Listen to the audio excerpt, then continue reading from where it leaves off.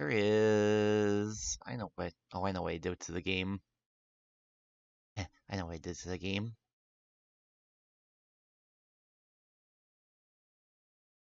There we go, much better. Much better.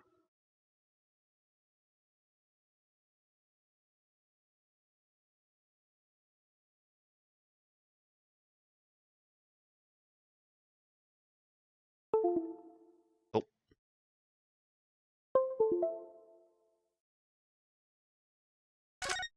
There we go. Control should be working now. Hello, hello, hello. I am Manji Dragonfly. Welcome back to the Great Ace Attorney.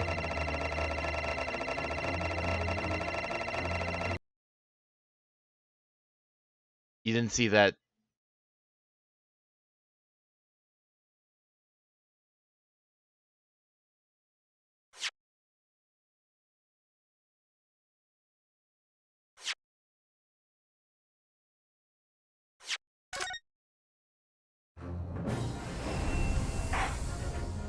Better.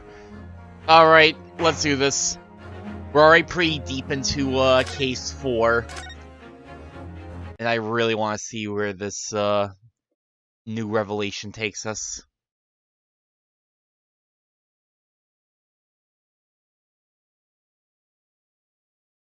Alright. You claim, Constable Beat, that there was nothing to report in the 15 or so minutes you were guarding the scene. But that cannot be! What do you mean to say? In your testimony just now, Mrs. B, you explained to the court that when you arrived back at the scene of the crime with the policeman assigned to that beat, the bouquet you had dropped to the victim's side was no longer anywhere nearby. Objection! Yes, on the opposite side of Briar Road to where the victim was attacked. I really should have watched the previous part to get myself fully reacquainted with everything. Oh boy. Every time, I say this every week. But considering the size of that meager bouquet, if a single sorry bloom could be so described. No doubt was blown in the wind across the street back into the gutter where it belongs. Meager? If that were the case, why did Constable B not testify to that fact?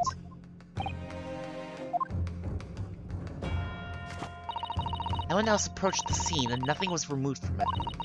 Constable Beat swore to that on Scotland Yard's honor. But the bouquet belonged to me! There's nothing to do with the case! That's why I really didn't mention it, I'm sure. No, because sadly it's not only your bouquet we're talking about here. More than one thing in this case is mysteriously the wrong way round. What? What are you talking about? Think about it. Besides Mrs. Beat's bouquet, there's Mr. Garret's book. Mr. Garret's copy of The Lion's Pride, which was thrown out the window by his wife, would have struck the pane of the casement window and landed here, on the west side of the street. And yet, it was actually found here, on the opposite side of the road, in the victim's hand. Meanwhile, according to the testimony we've heard, Mrs. Beat's bouquet should have been dropped here, at the scene of the crime, on the east side of the street. But in fact, it was actually found here on the opposite side of the road, in front of Mr. and Mrs. Garret's house. There's no logical explanation for those things, unless somebody deliberately moved them.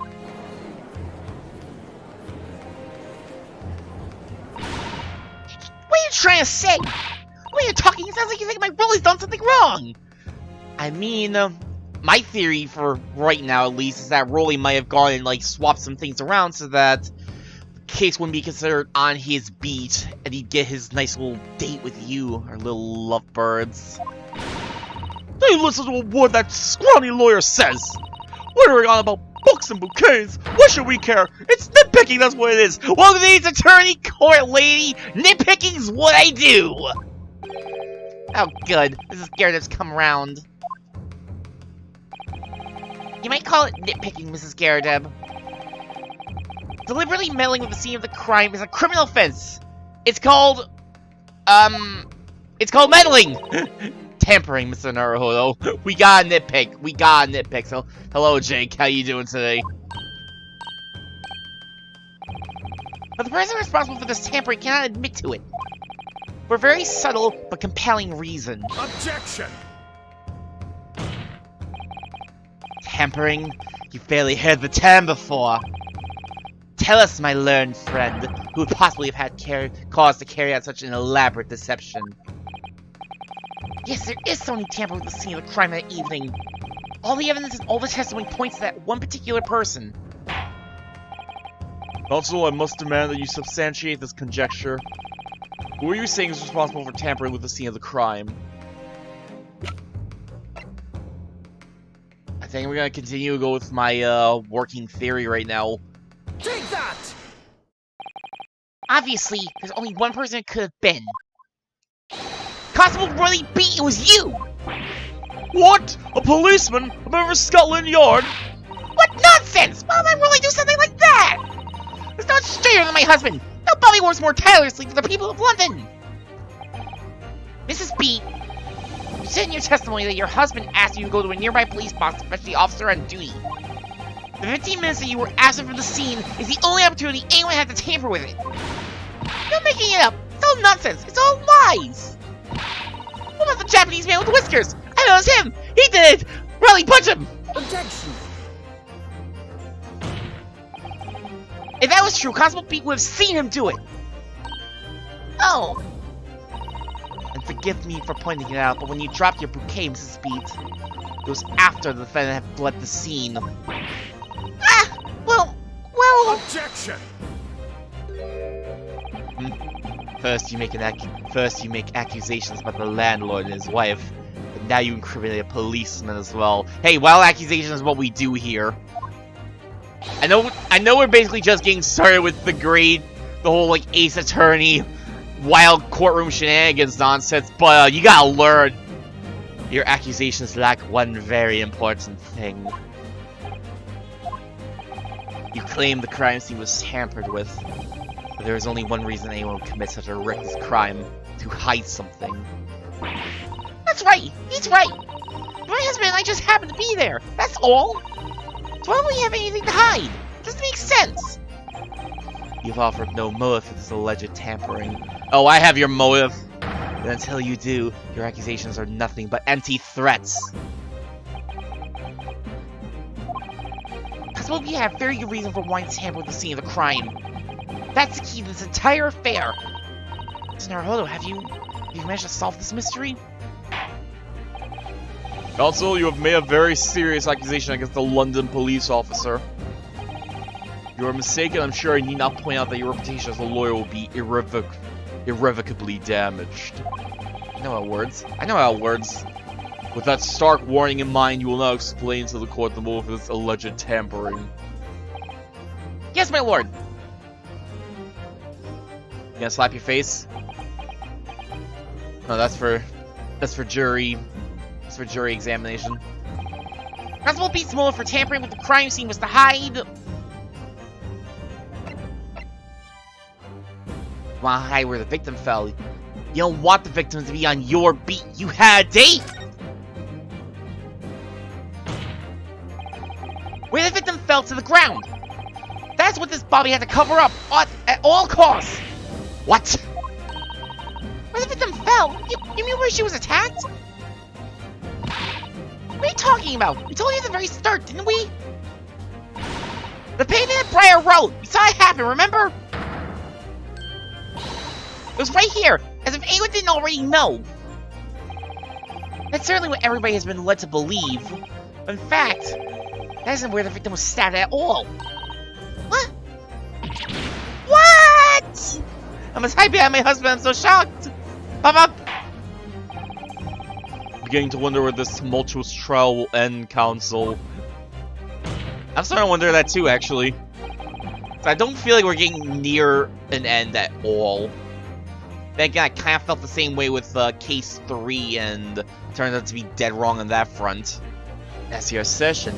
The court's dying to know my Nipponese friend. Where are you proposing that the crime actually took place that evening? Where else? The other side of the road. Take that! But that's... on the opposite side of the road. I don't understand. On the evening in question, Mr. Garrett's book fell directly down from the open window above. And your bouquet, Mrs. B, never moved at all. What did move was the scene of the crime itself. Good gracious! Objection! Perhaps you haven't been listening to the ample testimony the court has heard. But these witnesses both saw the moment the attack took place. That's right! I saw it with my own eyes! My own starry eyes! Seriously, how can you see anything past those things? They're actually twinkling right now. It was 5 o'clock in the evening and already dark. There was the typical London fog on the ground. When he saw the incident unfold and ran to the victim's aid, that was actually on the west side of Briar Road. No, that's not true. It can't have been. Constable B then arranged for you to be absent for a while by sending you for help. And during the 15 minutes you were away, he transplanted the crime scene. He moved all the things shown in this print. The victim herself, the 4 books. He moved everything, in fact, to the pavement on the east side of Briar Road. Extraordinary. But the constable overlooked one thing. What? What did you overlook? Bouquet, I presume. Probably didn't want to move the bouquet to hopefully avoid incriminating himself and Patricia, maybe? Or maybe just didn't see it as worth the effort to move. Prosecution told the court just a few minutes ago about the discovery of the rose bouquet. Lord Van Zeek said it wasn't noticed until the morning, as it lay where the street lamps cast no light. Or he just didn't see it, that too. Yes, it couldn't be seen in the dark, obviously. Which is why it was only the bouquet. It was found in its original position, on the pavement on the west side of Briar Road. And that is the defense's theory about what really happened that evening. How do you respond? Constable Roy beat... Is he gonna wake up? Is he actually gonna wake up? Well, I'm very sorry. I didn't mean to nod off again. I haven't slept properly in a month. I feel like I can make a joke about how that sounds like some people I know. I also feel like that could apply to me, though, so... Did I miss anything important? Oh, really? It isn't true, is it? What that lawyer says is a lie, isn't it? No, it is, because you're the most upstanding, uprighteous man I know. I had a dream. Terrible dream. All the things I did that night. Everything come out. Everything exposed. Only seems it wasn't a dream at all. Good golly! He's just gonna admit to it? Hola! Hola! Hola! What on earth is the meaning of all this? Oh, really? Why? Why'd you do something like this? Why are you still... Okay, there we go. I was like, why are you still swooning over him? You just learned he committed a crime. I know it was for you, but still. Moving a corpse is a criminal offense, isn't it? Wishing the victim dead should be one, too. Constable, explain yourself. Why would you do this? As a respected member of Scotland Yard, your duty is to protect the good people of London Town. I can't say, so... What?! Really, I'm ever so sorry about all this. Damaging the Yard's reputation for everything. I have a possible explanation for why on that particular evening, Constable B felt compelled to move the scene of the crime. I can think of one reason. What? How could you possibly know? It's obvious! You, a foreigner, presuming to understand the mind of a Scotland Yard policeman? I've learned more than enough about this man to know how he thinks. Makes me want to gag, but... Yet Lord Van Cease is this foreigner who has uncovered the startling truth of the matter thus far. I believe it would be beneficial to the court to hear this extraordinary young lawyer's theory. Also for the defense, if you please. Yes, my lord! Now then, I think you had better show us some evidence. At once, my lord! England, Japan, it makes no difference where you come from. Human emotions are the same. I think I have a fairly good idea of the feelings behind this man's actions. What gives away the motive for Constable Beat's unthinkable actions? Just gonna be, I'm pretty sure it's just gonna be the bouquet. Take that! Flower, sir? I realize that I'm a foreigner in this land, and I've only just arrived from Japan. Which is why all this information about London's so-called bobbies is completely new to me. I've learned that, though honorable, patrolling the bee is the most demanding work in the world, for example. Keeping the peace, looking after the citizens on his beat in all kinds of ways. No doubt that the young Bobby is charged with a great deal to do each day, certainly. But for Constable Beat, the day in question was special. Special? How? Have you not listened this entire time?! I got this bouquet, my lord. Oh, yes! It was our very first wedding anniversary! Constable Beat had worked so hard to be able to afford this simple gift for his wife. I was so looking forward to taking her out for a celebratory meal. When he and Mrs. Beat stumbled upon a crime along Briar Road. And he saw that shadowy figure through the fog collapse on the pavement ahead of them. What must have gone through the man's mind? What's that? Just on that one particular day I was looking forward to celebrating my wedding anniversary. This is being pulled with love being married to a bobby like me. I wanted to show my dear whiff how much I care.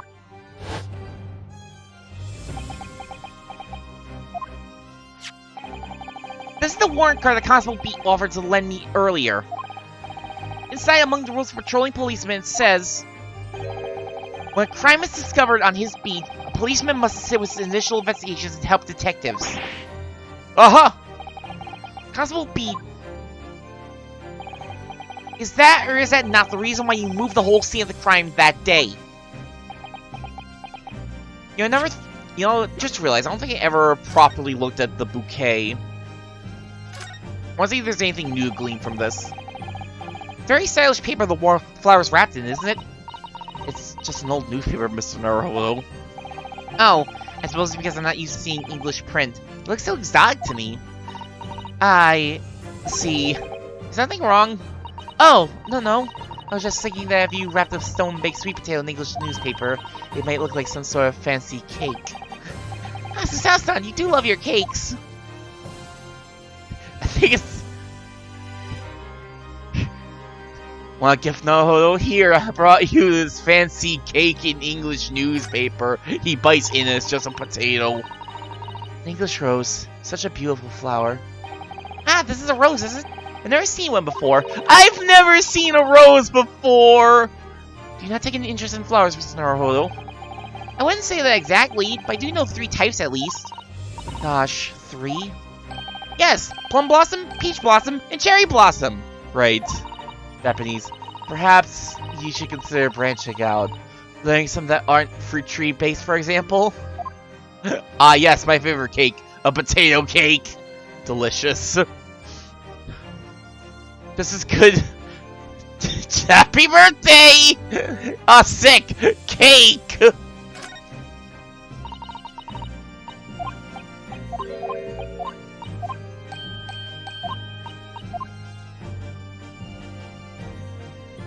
Wait, hold on. Where's the English newspaper? This isn't cake if it's not wrapped in English newspaper! Alright, enough screwing around.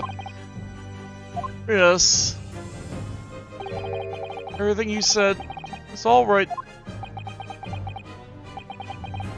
So that's... Can you imagine a potato with frosting? Oh! Ugh! Like, I mean, when I have like a baked potato, I do usually put sour cream among other things in it, but so like that's not that far off from frosting looks wise, but frosting up baked potato with frosting instead. No, oh man, that's a medley of flavors I'm not sure I'm ready to try yet. Yukiko, I have a new recipe for you! So that's it. It was all to do with the boundary of your beat. Oh! Exactly. Summarize. The incident actually occurred on Constable Beat's beat. Yuki, it's for you. Here you go, taste test this. Good gracious! Constable, do you realize the gravity of what you've done? It was the first time since I became a copper I never cursed God. They close to me, Pat. Criminal could still be looking somewhere. To run over to the scene, I had every intention of doing my duty as a police officer. Got to report this to the station as quickly as possible. But then it dawned on me. I realized where we were, where the victim was lying, and what that meant for me. The crime is discovered on his beat. A policeman must assist with initial investigations and help detectives. Why here? Why did this have to happen here? And why tonight of all nights? Why?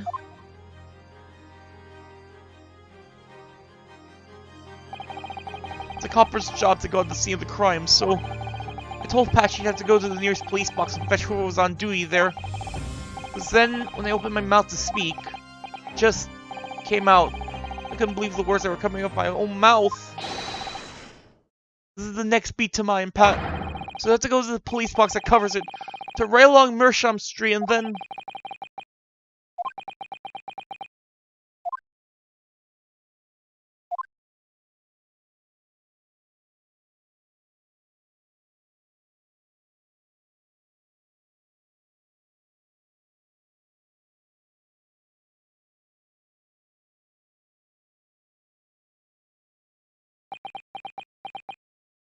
As that the truth comes out.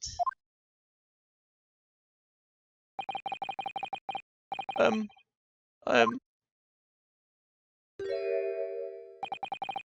sorry. I'm so sorry. Constable. I just wanted just that one night to take my Patricia out for dinner. Oh, really? Just the one night.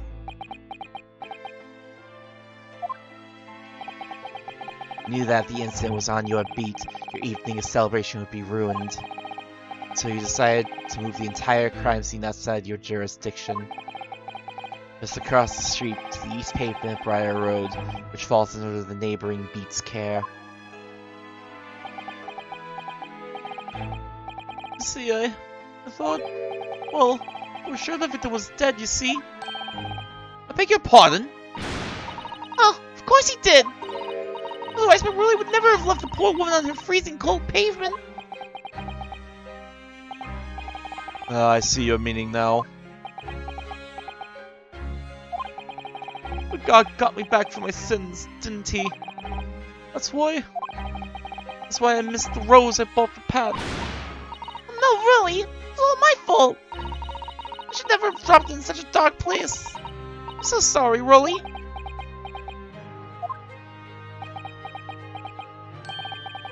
Can you tell us, Constable?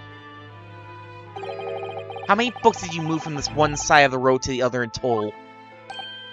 Huh? Oh! 4 was... Yes, sir. Definitely 4. You then drop off Mr. Natsumi in the 4th. Being the one that fell from the window upstairs in the Garrett household, of course. I'm also wondering if the lion's cry was already in the woman's hands when he moved the scene. But what made you place that book in the victim's hand? When all the others are scattered haphazardly, I mean. Oh, well, sir, that's because that's how I found it. That was how he found it. It was already in her hands. I found it. What do you mean? When we first ran over to the scene, the victim was already holding the book. So, I moved everything. I made sure it was still in her hand. You sure it was this book, The Lion's Pride, that the victim was holding? Oh yes, sir. No doubt about it, sir. Interesting. Was already in her hand.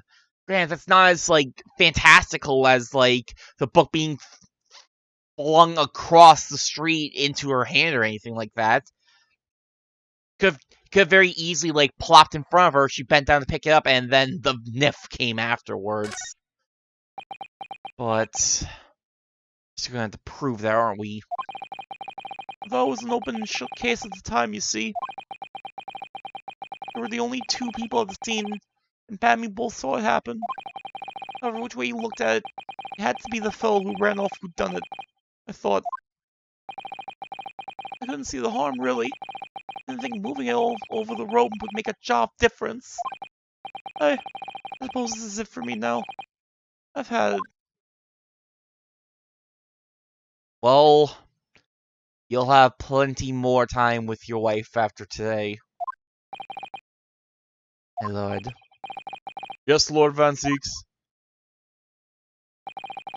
I believe that concludes the cross-examination of the witnesses.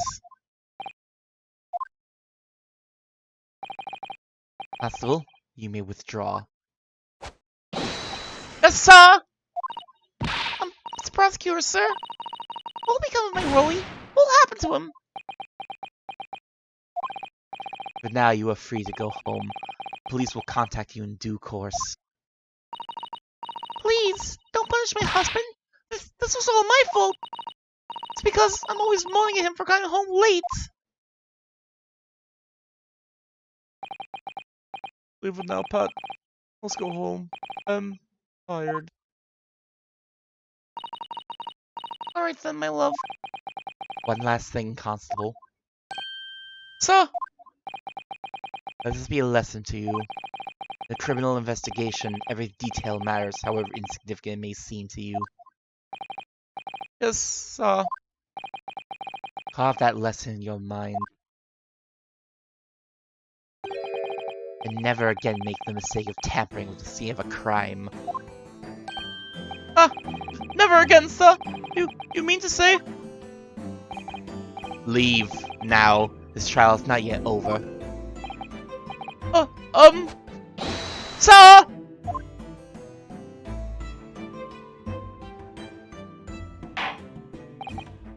Well, quite a startling revelation, I must say. Never thought of a third party transplanting the entire scene of a crime like that. I feel like this is not the first time we've had an Ace Attorney case where someone just moved the entire scene of a crime like that. I'm just drawing a blank on which one it was right now. Indeed, my lord. Nevertheless, there are some immutable facts here. Principally, the accused, Mrs. Soseki Natsume, is the only person who could possibly commit this crime. No! We went through all this work! You're not throwing it out the window like that, Van Zieks! Objection! No! I disagree! 1-3 off the top.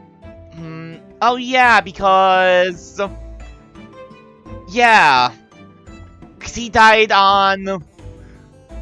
he died getting impaled on the fence, and he just showed up dead else. Man, 1-3. It's been so long since I thought of 1-3. That one definitely was one that slipped my mind. I mean, everything about 1-3 just kind of slips your mind other than the characters. Especially the old lady.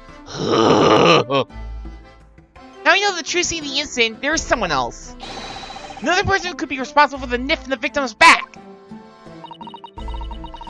Forgive me for being presumptuous. I believe the prosecution is probably well aware of this possibility already. Lord Van Zieks, is this true? Lamballs forgot the mob appearance too, so... oh yeah! The mob just kind of showed up in, like, The mob just kind of showed up in 1-3, and then we never talked about it in any capacity ever again. It was just like, oh yeah, this woman has mob ties. Well, bye. Very well. Name the person, if you will, and further investigation is warranted. Prosecution has no objection to the trial continuing. We'll name this other person who could have perpetrated the crime. Get that juror on the stand! Take that! The defense would once again like to request the cross-examination of a new witness, my lord. Once again? My assistant made the same request earlier. Mob exists, and then like 9 years, we meet more gangsters. That's it, those are the only mobs. There's the Kitaki family, there's the rival family they were feuding with, and there was also that one mob from like the first game that never got brought up again. We don't even know which we don't even know which family they belong to if they were their own thing. Were they proto-Kitakis? Were they the rival? The Rivales? How can I forget the name? The wonderful rival gang, the Rivales. Or was it just some third mob that we never ever talk about because they never ever appear again? Who knows? Who knows? We're just gonna bury the rest of 1-3 other than, like, the characters. Because, you know, out of all the characters, the old lady's the one that needs to come back every single time. And also Willpower's a couple of times, but, you know. And there was that one time with Nicole, but whatever. Also Bruno with Tender Lender. Alright. Alright, the Cadaverinis. Yeah, we never talked about them ever again as well. There's just a lot of mobs that just don't ever really... There's a lot of mobs in Ace Attorney, and yet they never pop up, really. They pop up once, and then that's it. They're just gone forever. You think that'd be, like, prime... You think that'd be prime case bait, but maybe that's just not a thing that Phoenix is interested in.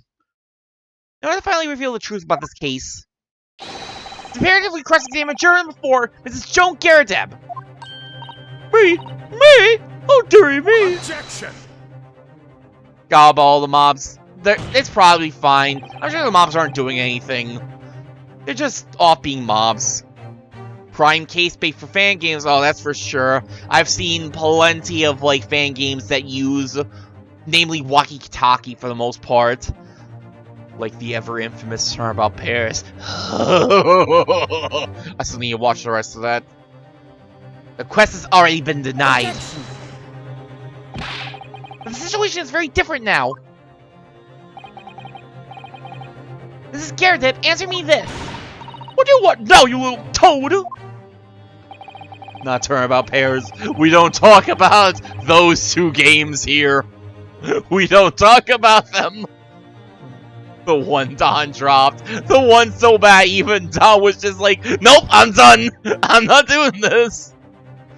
Oh, that's a real bad sign. At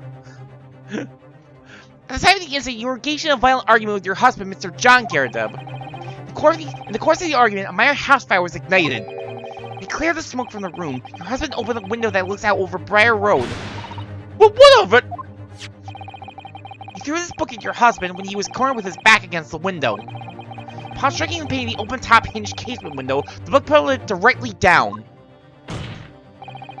Finding its way to what we now know to be the true scene of the incident. Yes, and as I said, what of it? During the argument, you were beside yourself with rage. As such, you threw not just books, but anything you could lay your hands on. So let me ask you one more time, Mrs. Garrideb.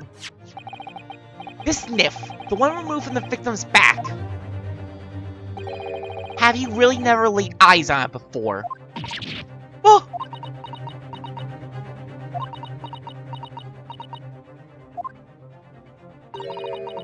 I don't recall it. Seriously. I'm supposed to remember everything I picked up and threw at my husband. Am I supposed to remember every sharp object I threw at my husband? Am I supposed to remember every dangerous object I just chucked at my husband in a fit of rage? Am I supposed to remember every attempted murder I performed at my husband after these many years of marriage? Damn boomers! Anyway, the man over there and all that regalia said members of the jury and testified, didn't he? Conveniently, yes! Objection! No, I have no recollection of saying that at all. Juror number 4. Oh! Make no mistake. You jurors are not special in any way. You are not immune to the judicial process. If you know something about this NIFM, let the truth come out. Also, stop throwing dangerous shit, lady! Stop throwing knives! Stop throwing flaming books! Jesus! Like, you already slapped him so hard you can still see it 2 days later. Is that not enough? It wasn't even the dude's name! But that's just a common or garden knife. It could have come from anywhere. We have several like that at home. I have plenty more knives like that to throw at my husband at home. If one was missing, how do you expect me to know? What's that? Are you joking? What are you saying? Please, Mrs. Garrett. I know you thought he was cheating, but still, she came to she saw a bookmark, it had the wrong name, and she was like, Cheetah! Well, you listen to me. I refuse to believe all this nonsense. I couldn't bear the thought that I didn't shoot someone. Do you hear? I couldn't bear it. I couldn't bear the thought I injured someone. Only my husband. He's not someone to me. Oh, the poor woman. So, yes, I want evidence. I want to see hard evidence if you're going to insist on this being my fault. You're going to have to prove to me that I threw that nip if that's what you think. Come along now. Chop. Do your worst. Well, Mr. Naruhodo, if I had evidence like that, believe me, I would have thrown it at her already. And take the stand, juror. Oh. Prosecution does not object to the defense's request to cross-examine this woman. Thank you, Lord Van Zeeks. I'm going to have to testify? Juror number 4. As I'm sure you will appreciate, having observed it with your own eyes today, witness testimony can lead to the most extraordinary truths being unearthed, truths of which the witnesses themselves may not even have been aware. Oh, dearie me. So I demand your full and unadulterated testimony, Mrs. Garrett. And mark my words, in this court of law today, we shall extract the truth. Do you concur, counsels? Certainly, my lord. Oh! That's what I'm holding for, my lord! Get on the stand. It's such a strange feeling. The first time since arriving in this country, it actually feels real.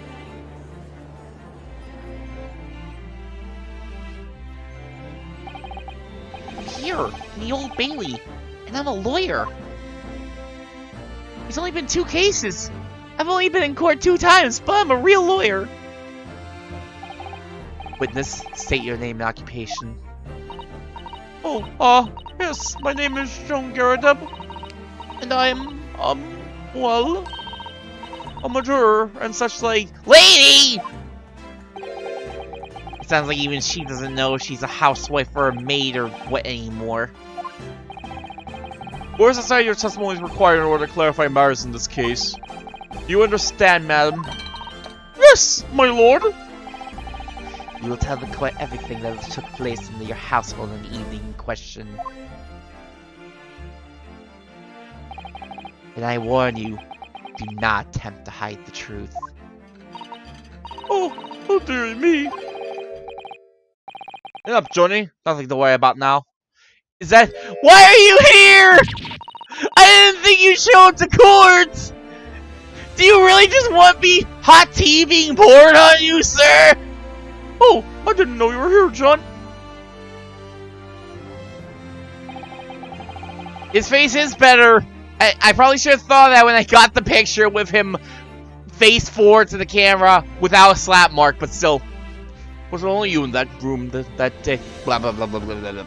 was only you in the room that day, old thing, was it? But I think I'll have to testify as well, don't you? What? What about your knee, dear? Anyway, about that. Hardly notice it. I'm not the sort of chap to leave a comrade to face disciplinary action alone. At least your face healed up? Oh, John. I swear to God, no, you do not get to do, like, the love-struck lovebird routine after literally being put on the stand because you threw knives and shit at your husband. I presume you were Mr. John Garrideb? Yes, sir. I'm a second lieutenant of the 3rd Regiment of the 4th Northumberland Sailors. Sir! Did my fair share of action, now living the quiet life, as it were. The quiet life, where you're not engaged in an incendiary battle with your spouse on the day in question. Ah, well, yes. Quite. That's just married life for you, sir. You'll understand someday. I believe this may represent a first in the proud history of the British court. Calling a juror to witness stand is unprecedented. However, the court will hear your testimony now, juror number 4, and that of your husband. You will recount clearly and concisely the events in your home at the time of the incident in question. There! At once.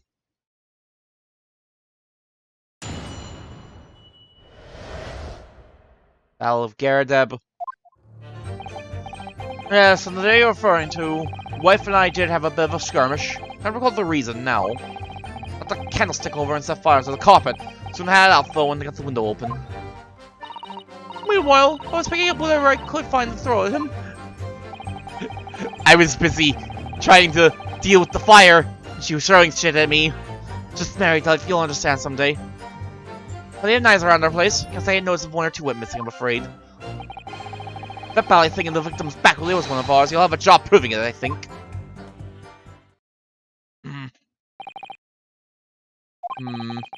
Sounds as though it was quite the battlefield in your household that evening. Although an entirely one-sided assault, it seems. The enemy caught us on the hop, sir. Had no choice but to dig in and take defensive measures.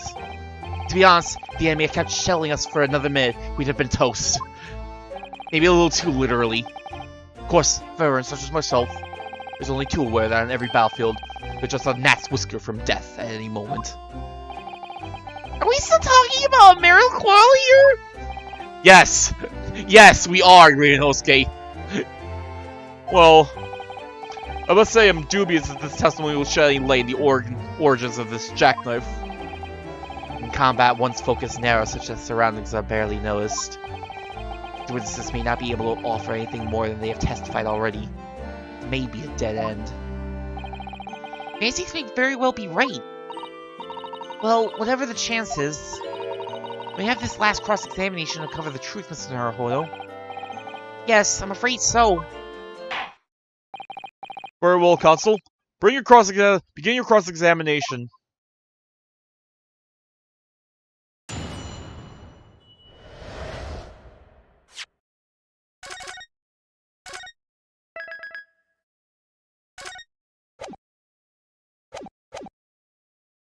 Garrideb. Yeah, so they were referring to, the wife and I did have a bit of a skirmish. Can't recall the reason now. Hold it! I recall the reason. The reason is what you told us yesterday, I believe. Yes, that's right. If I remember correctly, it all started because of a note that was tucked into the pages of a book belonging to Mr. Garrideb. A rather passionate note, in fact. When Mrs. Garrideb found the note, discovering her husband's little secret, she gave him a mighty number of slaps across the face for it, too. Was that a mighty number? I thought it was just one colossal one. What a sordid state of affairs. Hell on earth. I say, which happens he can't recall such things, it's common decency to drag it all up. Besides, half of it was wide of a mark anyway. The trembling lip! Sir! Sir, are you okay? Are you going to be okay? A likely story. These waters run very deep. What transpired next after these multiple blows to the face? Got the candlestick over and set fire to the carpet. Soon had it out though and got the window open. Hold it! The fire also spread to some items of furniture, didn't it? The bookcase, my armchair, anything of mine, really. It just so happens there was some bathwater around that evening, so I flushed that about to put it out. Bathwater? Most precarious situation you put yourself in. Oz is a 3-story townhouse on the west side of the street, where the water main isn't connected yet. I have to draw water from a public water pump during the day if you need any, you see. Lodgers are always moaning that they can't get any water at night. Though, a little mustached Japanese man buys water in bottles, I believe. The defendant, Mr. Natsume, you mean? Yes, he receives a stipend for his studies, you know, from his home country. Can you imagine being able to brew a pot of tea at all hours? He's obviously very well off. Have you actually seen the state of the man? You can't even pay his window tax. He doesn't have a window. The window tax has been abolished and he still can't pay it. I believe he uses all of his income to buy books. Well, anyway, the point is, I was able to douse the fire with water, fortunately enough. Meanwhile, I was picking up whatever I could find to throw at him. Hold it! Even though the room was on fire? As far as I was concerned at the time, it's more important to extinguish my anger than the flames. A woman wants to throw, she must throw. I will burn this house down to quell my rage! That's most certainly not sure if we'll successful take them. What? Where did that come from? Don't you do a successful takedown on me? We're in the middle of a cross-examination. How'd you know I was thinking that? You know, I was getting concerned. So, please cast your mind back and try to remember. Was a knife among the items that you threw at your husband that day? In all honesty, I don't recall. I feel I must point out that I'm no monster.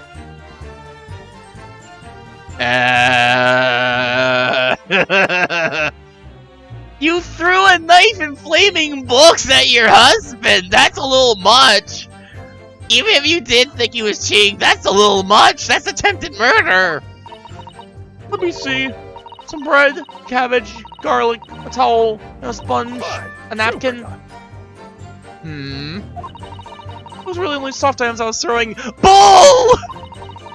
I was really most restrained. The majority of them barely hit John. The majority of them barely hit John. He is my husband, after all. I see, Mrs. Garrett. Your thoughtfulness and consideration for your spouse is apparent. What about you, Mr. Garrett? Do you remember what your wife threw at you? Well, I recall The Lion's Pride, of course. Jolly good book. Only just purchased it, too. And a jolly good book for burning, it seems. It was a dashed awful scene in the battlefield, I can tell you. Flames everywhere, smoke billowing, couldn't see a bally thing, really. I dare say I wouldn't even have noticed a nif bouncing off the old bounce. I don't think they tend to bounce, actually. Plenty of knives around our place. Can't say I noticed if one or two went missing, I'm afraid. Hold it! Sorry? Would you care to elaborate? Nothing to say, really. But I'm partial to a spot of carving, you see. Pipes and whatnot, fishing tackle, you know, the sort of thing. It's a passion we both share. I like to carve little wooden trinkets, too. And then there's my leather work. Sorry to say, we're always losing nifs about the place. We have dozens of things. I sell them at the market sometimes. 20 for the price of 19. Needless to say, I snap them up. Okay, why would you say that? Why would you say that?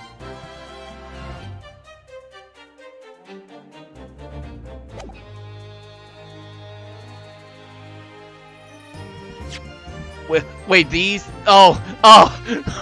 we're just bringing up all the old traumas here. Don't worry, Jake, it's fine. There's no keys here. I prefer to use 2 knives at mealtimes too, instead of a knife and fork. No, Joan, we don't want people thinking sarcastic. Ah! Not the pipe! Here we go again with the scaldings. Why are they being so evasive? I imagine it's because they don't want to believe it. Can't bear the thought that might have been one of their knives that injured the victim.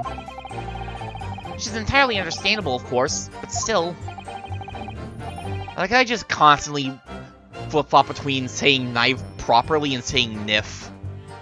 Go on with your testimony, witnesses. That ballet thing in the victim's back really was one of ours. You'll have a job proving it, I think. Hold it! We don't have fingerprints, do we? I don't think fingerprints have come up once so far, except maybe when Herlock Shoals was around? I'm trying to remember. So you have no intention of mingling your NIF, unless we can produce proof? Knife or NIF, same thing. Same difference, really. Exactly. Tomato, you know, everyone always says, you know, sometimes people just like to say tomato instead of tomato. You know, all those people that say tomato. Seriously, has anyone ever met a person that actually like pronounces it tomato, like, every time, unironically? Even though there's no other credible possibility Mr. Natsumi is innocent? Objection! No. I didn't think so. You forget my Nipponi's friend. It has yet to be established that the accused is not responsible for the attack. As if I can forget! I believe there was someone I know who had handled the NIF. I suppose wizardly like that is just a dream. If only we had these things on our fingers that left prints, and we could read them. If only. Oh. Wait, fingerprinting is a thing! That's you're saying a fingerprinting, Mr. Naruhodo. What? You mean it's not a dream? That's how wizardry really exists?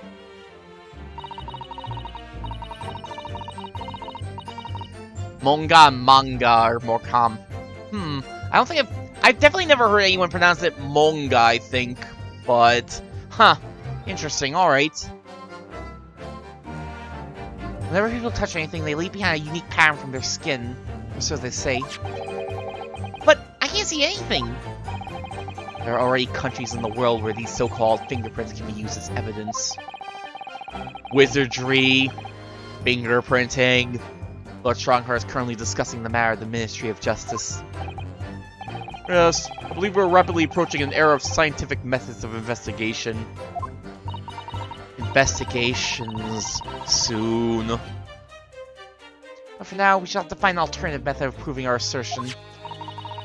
If this NIF can be found in the victim's back, it's originally Mr.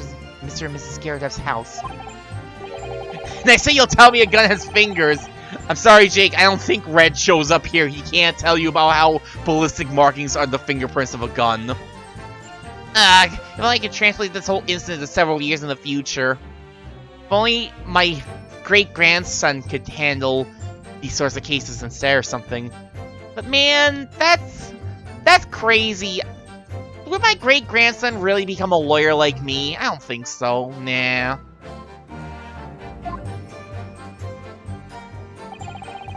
That's the extent of their testimony, is it? What do you think, Mr. Naruhodo?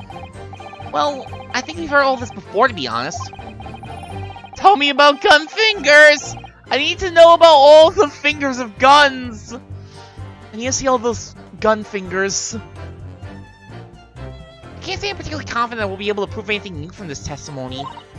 But in that cross-examination, it's absolutely essential that we establish how this NIF came to be at the scene of the incident. Yes, I know.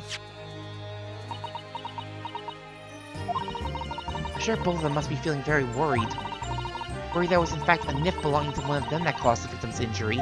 If we can find even a tiny shred of evidence to support that theory, it would clinch this trial for us. It would explain everything.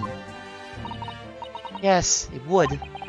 So for Saseki-san's sake, we must find that last crucial piece of evidence.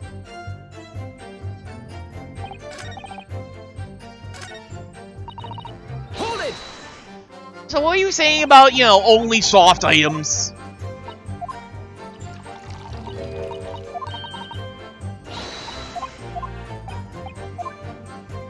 Don't worry, Inosuke, I'll never do a Susato takedown on you when there's a fire raging. I'll use a Susato takedown on you to stop the raging fire.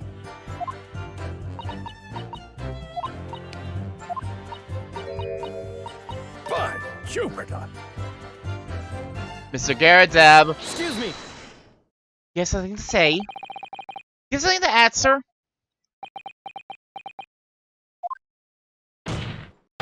Mr. Garradab! Don't shoot! Sorry. I beg your pardon. Did your wife's remark just now bring something to mind? Nothing of any significance, no. Just as the barrage of projectiles the old thing launched in my direction was somewhat more solid than she implies. Books, bricks, the fire poker I seem to recall. She threw a whole ass fire poker at you! The image of Tusal throwing Rito's game put out on fire. It's pretty good. It's a pretty good image. Ouch. The woman's aim is uncanny. She landed a direct hit with every belly. Ah! Good grief, woman, we're not home now. This is a court of law. Oh, dearie me. Ever so sorry, dear. What do you mean she hit you with everything?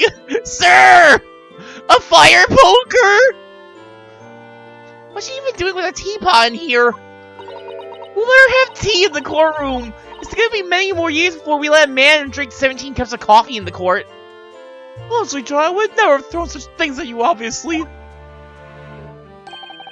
Well, take a look at this, then. How do you suppose that happened, then? Your pipe, sir? Had this thing in my hand as usual at the time of the onslaught. Not to clean out with one of her soft projectiles she did. Yes. But when I went to pick the thing up, it was broken, too. I'd like to see a sponge do that sort of damage. I see. Your pipe was broken. We'd never been sent flying unless it was hit by something pretty solid. Anyway, I've managed to bandage the thing up for now. What do you mean she threw dangerous objects at him? It's not like she gives him third-degree burns every 2 seconds. It's fine. Just pouring scalding hot tea from your bottomless teapots. Normal marriage thing. She's not a monster.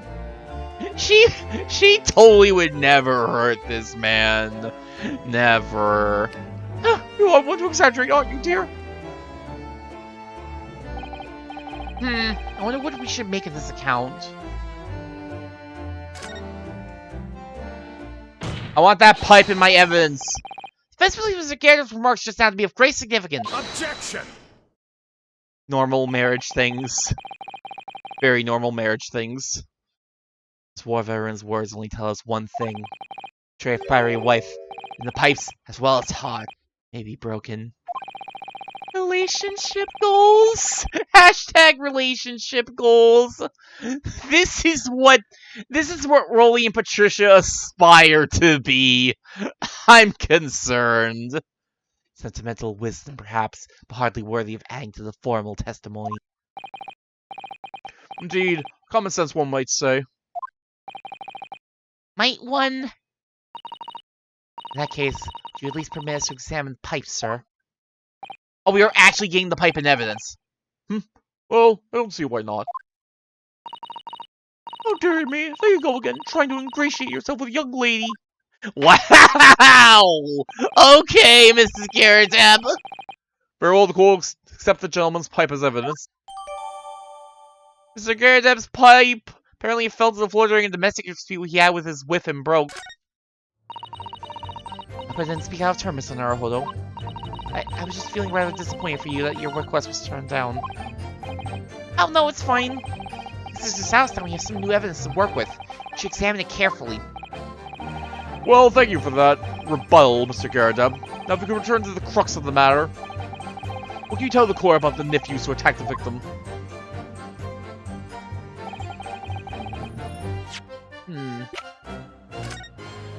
Pipe. That sure is a bandaged up pipe. Looks to be in a sorry state of that bandage around, doesn't it? For some reason it feels slightly ominous to me. Like it's trying to shout out a warning. Maybe because it's the same blue as Mr. Garrett's dressing gown. As well as must have considered sentimental vows. Black. It must have considerable sentimental value to Mr. Garrett, given that he's gone to the trouble of repairing it like this. Either that or you can't afford to replace it.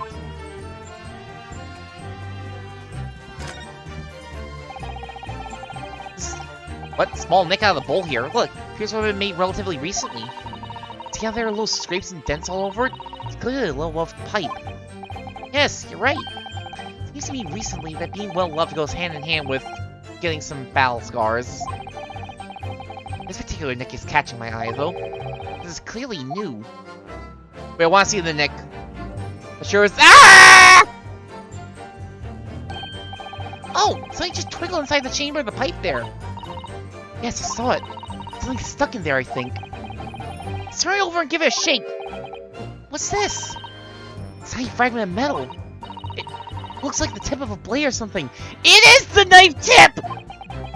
Tip of a blade? Surely couldn't be. Fragment of metal. Small piece of metal looks like it might be the tip of a knife blade. Stuck inside the bowl of Mr. Garradeb's pipe. He's been using that pipe with that thing in it this whole time? Sir!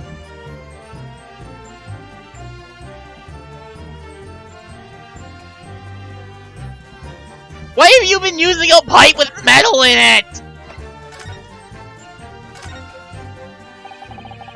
There's a tiny piece of metal we found in the chamber of Mr. Garradeb's pipe. It looks like the tip of a blade or something. That's normal, right? Every pipe has a small piece of metal in it, right? I mean, yeah, sure. You know, all those pipes I smoke, they all come with complimentary pieces of metal in them. Tip of a blade? Something wrong, Mr. Naruhodo? I don't really know. It's just something niggling me, but I can't quite put my finger on what it is. I should be careful saying that word. I feel like I'm gonna screw up saying that word one day. I'm gonna get cancelled. Perhaps in that case, it would be wise to examine some of the other pieces of evidence again.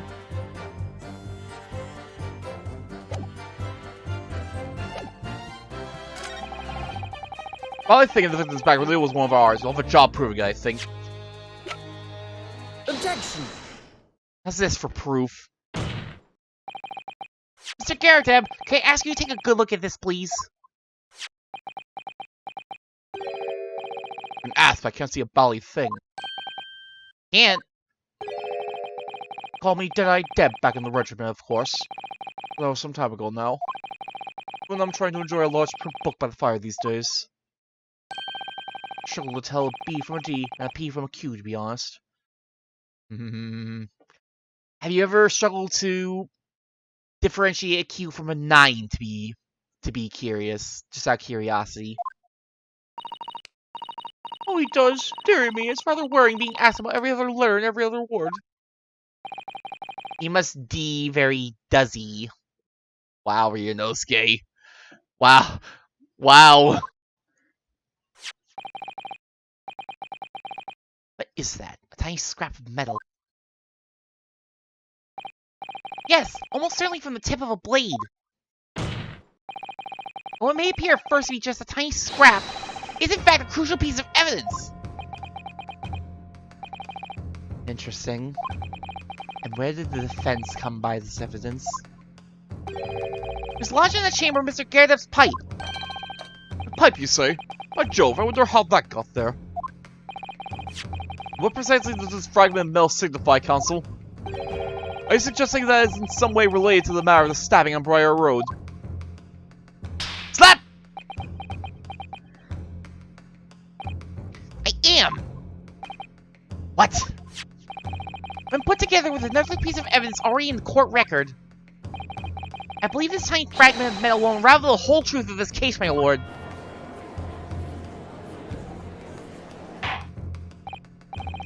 You appear rather confident in that extraordinary statement, Counsel. Very well then, present the pertinent evidence to the court. What evidence when paired to this fragment of metal allegedly reveals the truth of this entire case? Take that! This is the knife that was found in the victim's back. If you look closely, you'll see that there's a small piece at the tip of the blade that is missing.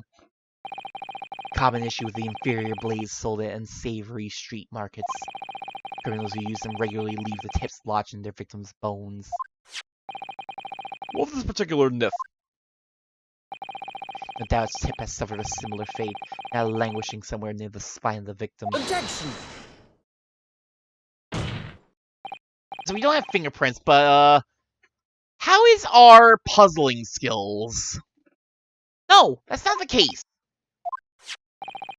Except for this particular knife's blade, it's a very fragment of metal we discovered in the chamber of Mr. Garrett's pipe. Oh! Ugh!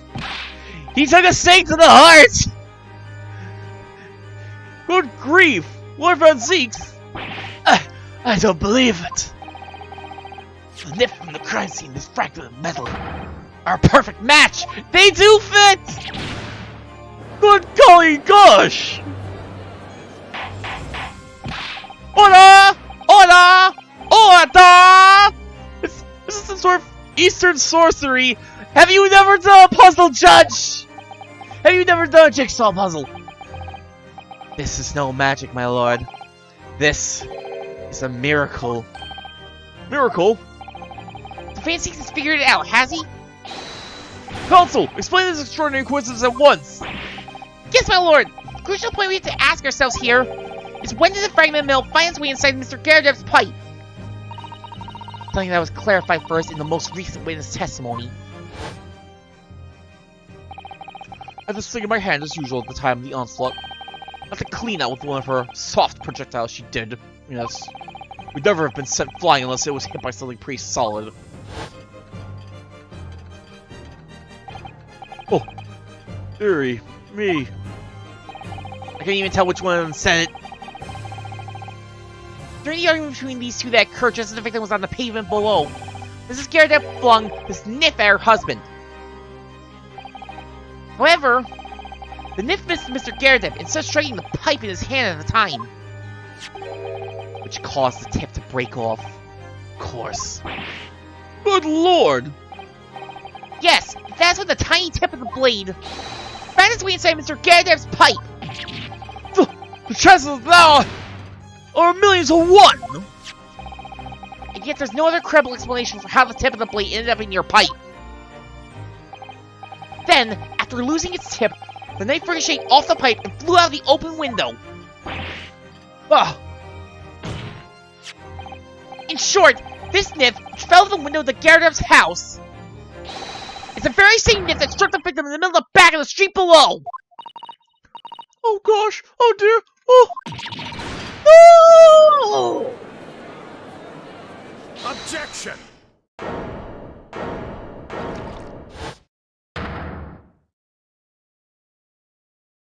What could you possibly say to undermine this? A full-body theory, I'll give you that. A complex bouquet of seemingly trivial points, plausibly arranged to create an almost passable vintage. Allow me to toast my learned friend's characteristically Nippon-East approach to bottling his argument. Sorry? But after all, it is just a theory. I'm not making the obvious joke. Fuck that. The bottle I fear is cork. As you see... Hey! It's spoiled by insurmountable inconsistency. What could you possibly have to fight this? Insurmountable... What?! Lord Van Zeeks, explain yourself! What's this inconsistency you claim to have identified? You disgusting shoe off the desk! That's unsanitary! I don't care how much wine you use! An inconsistency of the simplest nature, my lord. Leave that for Lavender theories! Leave the wild, groundless theories to Lightbulb. Victim was found with the nip plant in the middle of her back. Yes, in her... Ah! Ah! No! Garrett! Man! I don't know what you used to hide that, but you're gonna need a lot more of it. That's right, you silly little man! Whoa! The phantom handprint! Oh! Now, Joan, old thing, what are you getting so excited about? Let's consider the basic facts of the case once more. The victim was walking along the pavement before being stabbed in the back and falling to the ground. The knife that struck her had fallen from above. What is a man? My learned friend. This is a possible way it could plant itself into the victim's back. That's the thing I meant to do. I'm gonna set a reminder to myself for after the stream. I'll do that later. I'll probably forget. There's a possible way of planting itself into the victim's back. Yeah!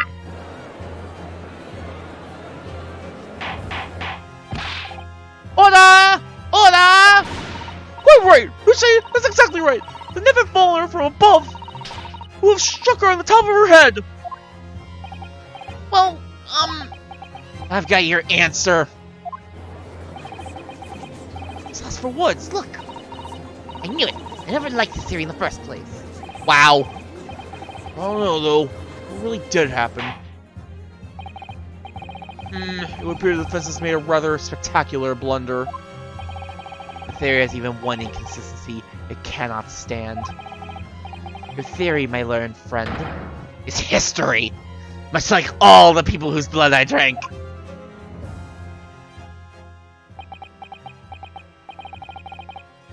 We were so close! I could see the truth! I was so sure we were on the right track! Now the way's been blocked completely! By just one simple inconsistency! In other words, we simply need to eliminate that one inconsistency and the theory will stand! Susato! You mustn't worry, Mr. Naruhoyo. You're just caught off guard, that's all, and your mind went blank. If the path you were on is indeed correct, then way will present itself. Key to this is in the court record, I'm sure. All the information you need is there. Let's end this. Seems you have nothing to say, my niece friend. Well, your silence speaks volumes. A tacit acceptance that your theory is fatally flawed. Objection!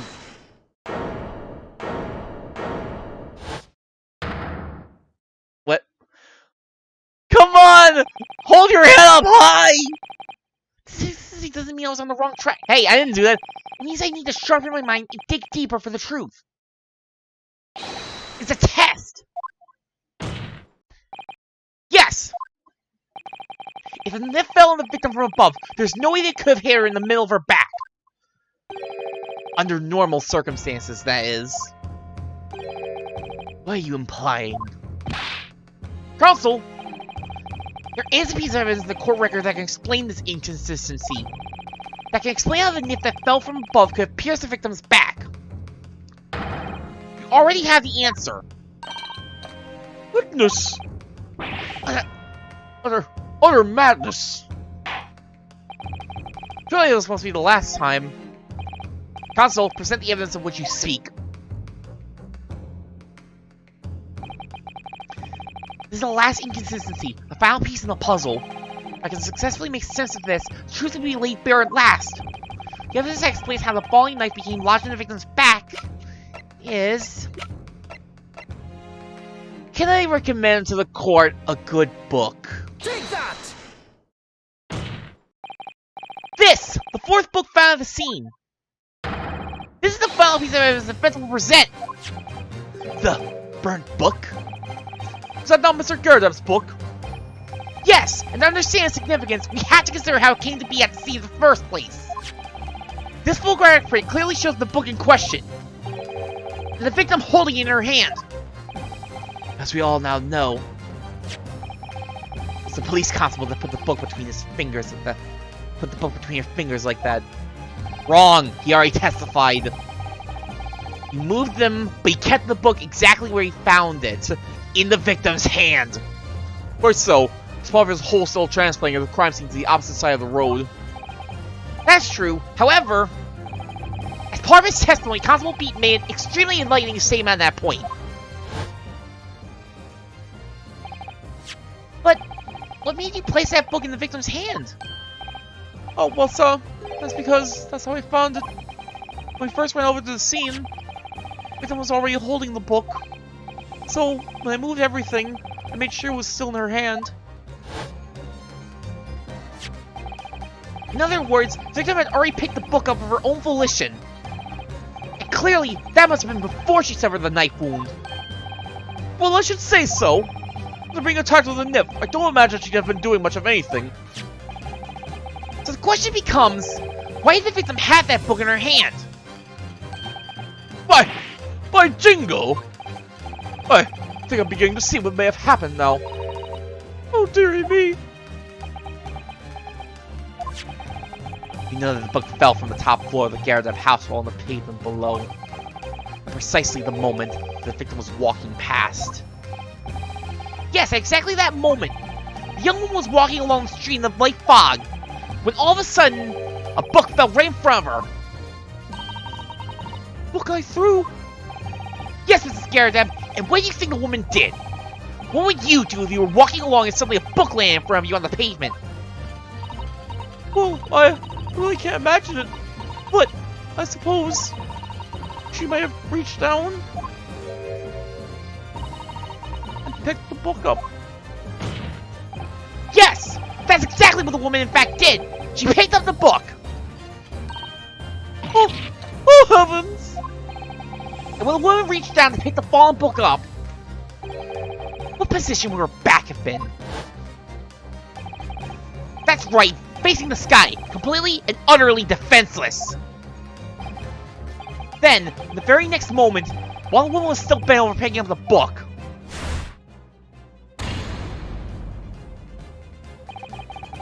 the next object fell from the room above, its jackknife straight into the middle of her back. And at that same time, walking by chance directly behind the screen, was the defendant, Mr. Soseki Natsume. Well, I never! Here's to Mr. Natsume. The woman simply collapsed on the floor. The dark and the fog didn't see the net falling on her from above. Oh! And from the other direction, the constable and his wife saw no one but the victim and her apparent attacker. So there never was a real culprit to run from the scene in the first place. No! This was nothing more than a series of unlikely events that culminated in an unfortunate accident. And that is the real truth behind this case!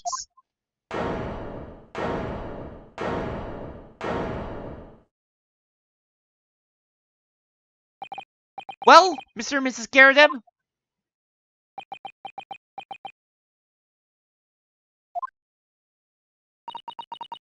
The very first time you showed me that Nif, I had my suspicions.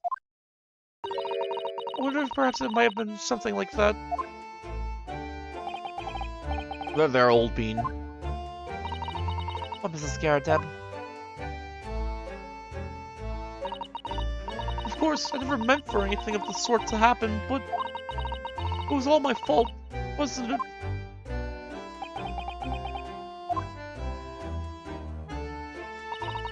I take full responsibility. I let my anger get the better of me. I threw that book, and I threw the Nif as well.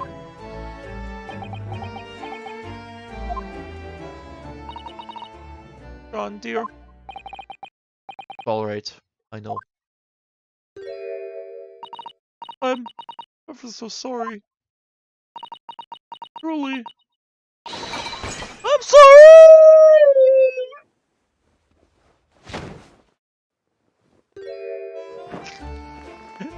Sir, you're the... Oh! Oh my god.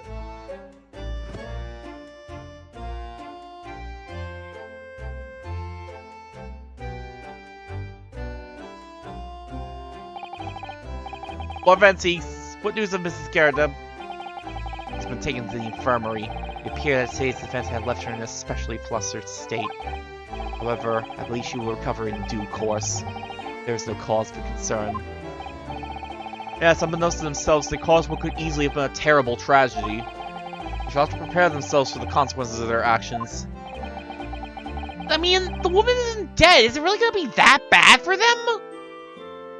There is some good news, however, my lord. I just had word from the hospital where the victim is being treated. The condition is improving steadily, and the doctor believes she will regain consciousness soon. Strange. We've been talking about the victim all this time, but we've never once met her.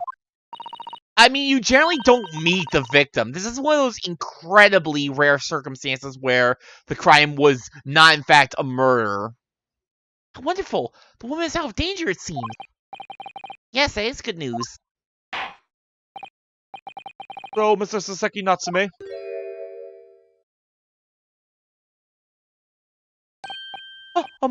Miss? On behalf of my fellow countrymen, I would like to take this opportunity to beg your pardon, sir. You came from your distant eastern homeland to study our great British great British culture, and have been repaid with immeasurable unkindness. Please accept our heartfelt apologies.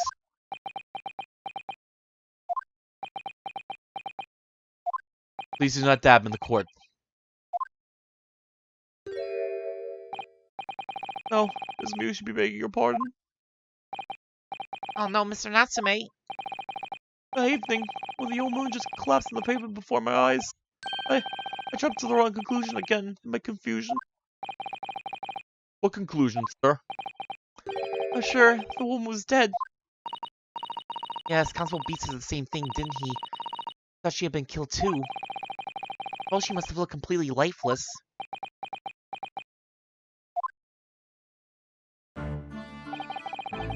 It's been about a year since I arrived in Great Britain now. I still can't get used to life here. I can't relax. I'm sure there are evil spirits lurking in the fog. Like they're haunting me. Seki-san, Sebastian really has got the better of him. I'm not sure if this man sleeps either. Maybe he and Rolly should, like, consider, like, getting some help about the lack of sleep. Yes, poor man. So what happened? I thought the old woman had been taken by the fog spirits. I should never have dropped my books like that and run away. I can't go for help! For a doctor! For the police! Instead, I managed to create a rift in the relationship of trust between our two empires. And for that, I'm truly sorry.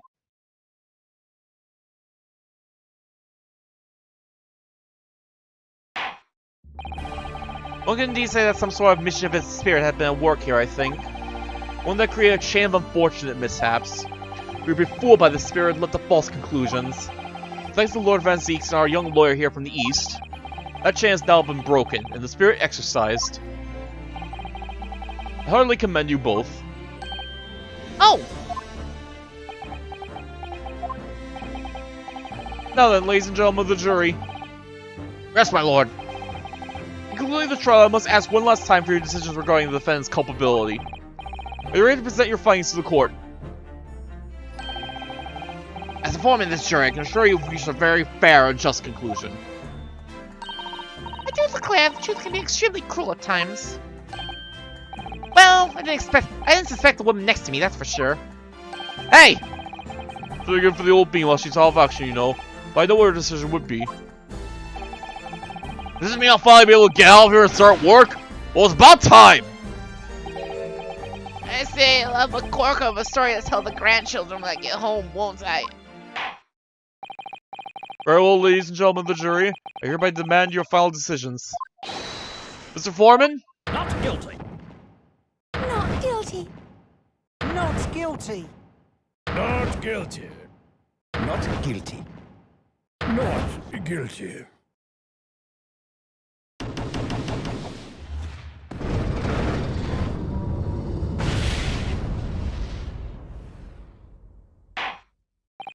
Very well. Sasaki Natsume, I hereby pronounce you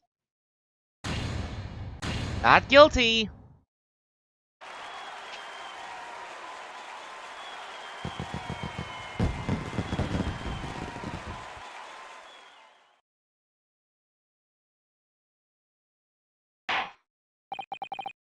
Finally, Mr. Natsume.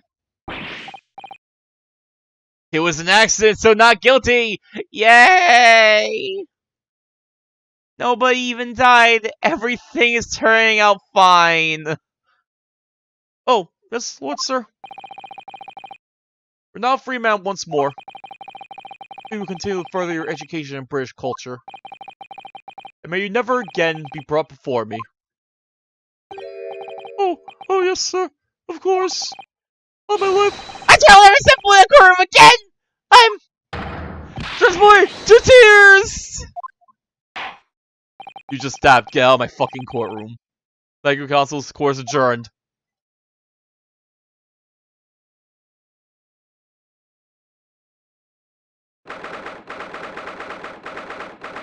February, 3:17 p.m. Old Bailey, Defendant's Antechamber. welcome. Wait, you mean me? Of course! Is there another welcome here? Is there even one? Compared to the original Welcome to Mr. Naruhodo Esquire, your name has become rather short, hasn't it? What's wrong with using my actual name? Oh, at last! I'm free! I'm free! Joyful, joyous, jubilation! Penny, party, happiness, hurrah! Oh, Anne, please. It's not to me, it's delayed. Would it be so hard just to say that then? Welcome, you did it! You saved me from the brink! What is this pose? Well, what happened to the poor woman who was in no way your... Well, what happened to the poor woman was in no way your fault after all? I'm just glad everyone can see that now. No, not that! Lovely, loyal, welcome lawyer! Yes? I mean, as I said before, I've just never got used to life here in Great Britain. Every time I look over my shoulder, I see foreigners, I see towering brick buildings. And from high up windows, I see them looking down on me, laughing. Look at that little hunchback. Oh dear. I'm sure it's all in your head, Mr. Natsume. But today!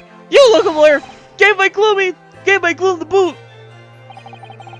You sit firm behind that barrel bench for all those babbling British. You battled to the bitter end, laying bare the baffling truth. When I beheld the blinding fireworks among the beams of the Bailey's roof, I bellowed, "Behold, the best barrister ever born!" Well, that's very flattering, and we're very pleased for you. This has given me a wonderful anecdote to recount to my old friends back in Japan. I'm gonna tell all my friends about the time a woman got stabbed in front of me and I ran away and did not get help of any sort. An antidote? Is that what's to become of all my hard work? Ah, there you go, my dear fellow. Herlock! Apologize for keeping you waiting. Everyone's rather late this morning. Herlock, you missed the entire trial! What do you mean? It's 3:17! Even I don't get up that late! Oh, Mr. Sholmes, a pleasure to see you. I see I'm here now a moment too soon. That's earth and infer, I'm glad to say. Oh. Battle shall begin presently, Mr. Naruhodo, and I wish you the very best of luck. Oh my god. Sholmes! Sholmes, do you know what time it is? It's just finished. No thanks to you. What? No! That my haste was in vain? Ah! It's you! Herlock Sholmes! Oh, have we met, sir? This is Mr. Natsume. Man, you got arrested, Mr. Sholmes. Ah, I see. I failed to recognize you at first. Our previous encounters have taken place in the gloom. Either of your bleak lodgings or that prison cell. I simply couldn't place that curious face. In the light. Charming. This is all your fault, Herlock Sholmes! You're the reason I had to go through this terrible ordeal! I'm going to give you a piece of my mind! Apologies, sir, I assure you, I have placed you now. You're on the fellow who abandoned that poor young lady and ran off, are you not? Damn! Damn! Okay, Sholmes! Way you put it! I should be taken to the hospital more urgently. I feel perhaps she would have gained consciousness by now. Oh. Stop! It was unavoidable, I'm sure. We are but human after all. Anyone would have been shaken by such an experience. Stop dabbing in the court! God! That's gotta be a crime. There's gotta be somewhere where dabbing in the court is a crime by now. I do feel very badly about how I behaved. Well, never mind. Now, what was it you wanted to say to me, sir? Nothing. Damn, Herlock. Despite how dumb you may act and seem sometimes, you sure know how to, twist that knife in the right place. Priceless! Oh yeah, I'm sorry, really, but... that was quite priceless. Or Saseki-san. Still, on the bright side, I've had an extremely entertaining experience without paying a penny. You don't get this kind of entertainment for free, don't you know? It would seem you're not even found guilty. There is no bright side. Whatever do you mean, Mr. Natsume? Even after this, I'm still cursed by the spirits, and now by the Reaper! Ah, Lord Van Seeks. I haven't forgotten, you know, what facing that man in court means! Even if you're found not guilty, you're still doomed! It will be alright, Mr. Natsume. The Reaper appears trying to make trouble. I will protect you. Hey! Why are you protecting you from me? With a perfectly executed style takedown. I'd just say like being turned on my head, but warning might be nice next time, Miss Susato. Seki, help. Now, Mr. Natsume, what do you intend to do now? You mentioned something about recounting your experiences to your friends back in Japan.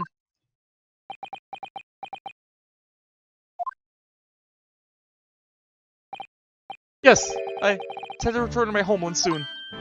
Oh! It's already been a year since I arrived here in Great Britain. I visited universities, libraries, bookshops, been honored with the tutelage of professors. I learned so much about the wealth of literature here and the city has shaped. I've come to realize it's my calling to sail home and tell my fellow countrymen about it. It's very touching, Mr. Natsume. Or in perhaps less veiled terms, you wish to withdraw halfway around the world to escape the terror of the Reaper's curse. That's not it at all! The more I learn of literature, the more this strange feeling claws at my insides. I feel compelled to return to my roots and attempt to pen a work of my own. Oh, I see. Work of literature by Saseki-san. Could be an interesting read. Yes, Literature by Saseki Natsume? I wonder what that's like, and I wonder if they'll translate it really weirdly, like saying stuff like, the moon is beautiful, isn't there? Something like that. I think I mentioned it before. I'm not sure if I mentioned it during, that failed Persona 4 stream attempt from last week, but, like, I honestly kind of forgot that there was a question in Persona 4 Golden about Soseki... Was it Persona 4 Golden, or was it... Yeah, it was in Golden. I forgot the fact that there was a question about Soseki Natsume in Persona 4 Golden because that question isn't in the original Persona 4. Apparently, I think I mentioned it, but among the other things changed between Golden and the original is that they actually changed up a bunch of the school questions for some reason.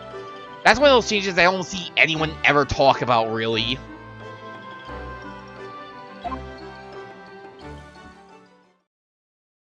Completely forgot about all that. Soseki Natsume is not a name that would have meant anything to me. Jake didn't mention it before. What about Mrs. Sao and yourself, Mr. Naruhodo? I have to resist saying anything because of this man. Oh. That had to have been an experience. Just like, huh. That one game I played that I can't talk about because Manji's in the chat. Oh man, I didn't think this would come up ever again. Sorry, what about us? Will you return to Japan alongside your mustached compatriot? Why would we? A week has not yet passed since we arrived in London. Only now does it feel as though we finally found our feet. And you're accommodated in the hotel at present, are you not? That's right, but we need to find lodgings before it bankrupts us. I calculate we only afford another 10 nights before our entire budget is exhausted. Well then, you can take my lodgings. I've seen your lodgings. Oh, the windowless room. Oh boy, lights and windows. More than makes up for with the floor, a ceiling, and walls. It may not have windows, but at least has all the other things to make a room a room. It's being inspired and sleeping on a bench, isn't it? Great. Of course, I'd be happy to leave behind the accursed evil spirit! Oh my, evil spirit? Oh yes. Tries to suffocate you while you sleep. It's an infallible wake-up call! We'll think about it, if that's alright. Plus, I can offer a more welcome alternative. Would you consider taking lodgings with me? I don't think that's much better, but... like, marginally better at best, honestly. I've seen your house. I'll bunk with Iris, I guess. Really? Well, a vacancy has conveniently presented itself. Huh? But it is up in the attic, I might add. Ah, stuck in the attic. I have a little bit of experience from that with other games. Are you sure it isn't just a storage loft? I spoke with the landlady this very morning on the matter of price. There's is cleaning the room as we speak. You must come at once. I presume you have no luggage to speak of. Oh, this is simply wonderful! What an honor! You invited taking lodgings in the Great Detective's office! Attic. And to overcome for words. So suggesting we look elsewhere out then. He's already got our hooks in the fangirl here. Bah! That's settled.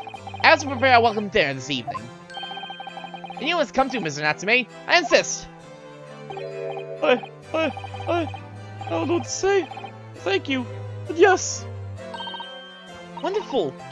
I'll go and complete the paperwork for your formal release, Mr. Natsume. It shan't take long. Somebody's happy.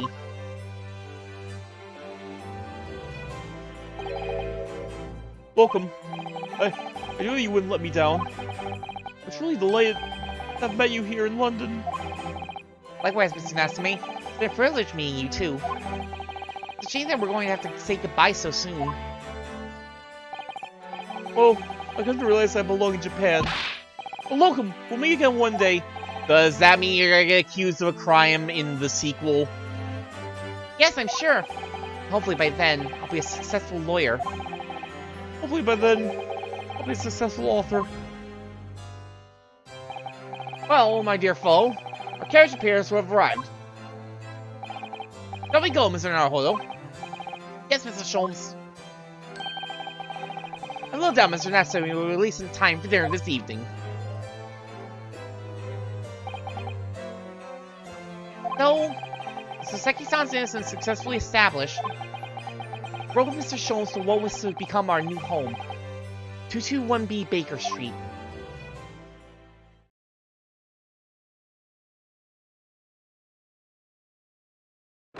Yup, it sure is an attic. 20th of February, 4:41 p.m. The attic room.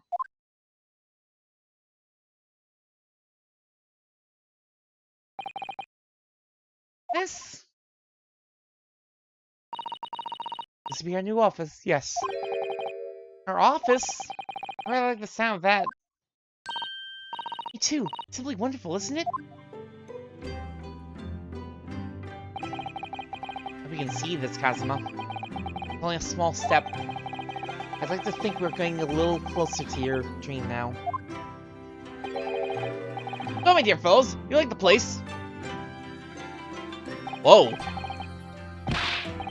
Ah, Mr. Sholmes. Yes, thank you very much. Delightful room, Mr. Sholmes. I simply adore it. Good. I'm pleased to hear it. Iris and I are delighted to welcome you. I hope everyone's hungry. It's nearly time for dinner. Only as soon as Mr. Natsume arrives. We have a lot to celebrate. Iris, you must let me help you. Alright then, Susie.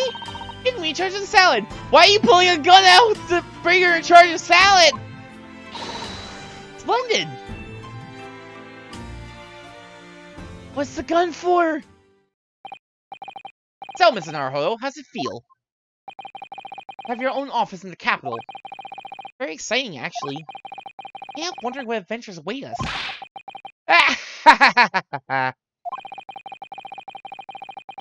The gun shoots dressing! Honestly, I can see it. Yo, here, we need this salad to be done. Here, I made this to shoot dressing at salad. It's my most incredible invention. I see a ladder. I see a ladder too. Oh. Those are precisely my sentiments when I first established my office at these premises. Until I discovered the dark truth about London, that is. Huh? Sorry? London's a glorious place, full of wonder, opportunity, prosperity, and mirth. And a shovel! Oh man, what kind of fun shovel talks will we have? The brightest of lights has the darkest of shadows. Shadows? What do you mean? I believe you're well aware of the murkiness that lies behind London's facade already. So once again, Mr. Naruhodo.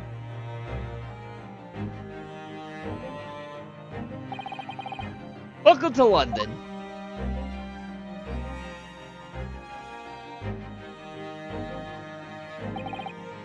Of course, at the time, I had no idea the significance of those words Mr. Sholmes so casually spoke. It wasn't long before my turn came. I lift the facade and see the true depth of the mirth that lay behind it.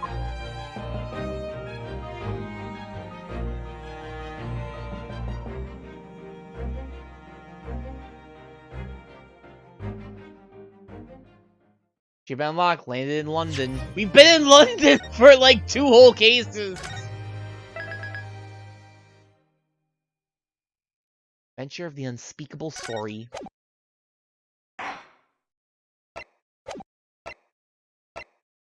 Wow, we're already at the final case of the first game. Huh. Adventure of the Unspeakable Story. The Hound of the Baskervilles.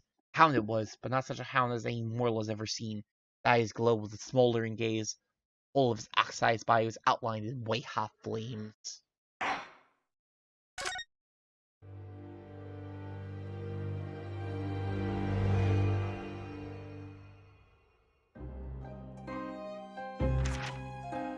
It's coming! Sholmes's cry pierced through the thick wall of fog around us.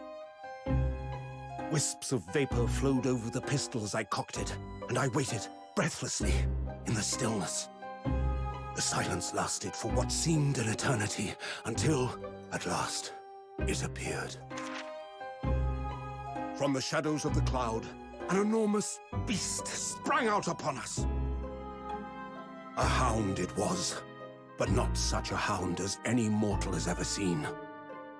Its eyes glowed with a smoldering glare. The whole of its ox-sized body was outlined in white-hot flames. Its rumbling pant and hideous howl, so terrified was I that I began to tremble with fear. "Look well, Wilson," Sholmes declared, gazing upon the mystical beast. "For this is the diabolical hound of the Baskervilles."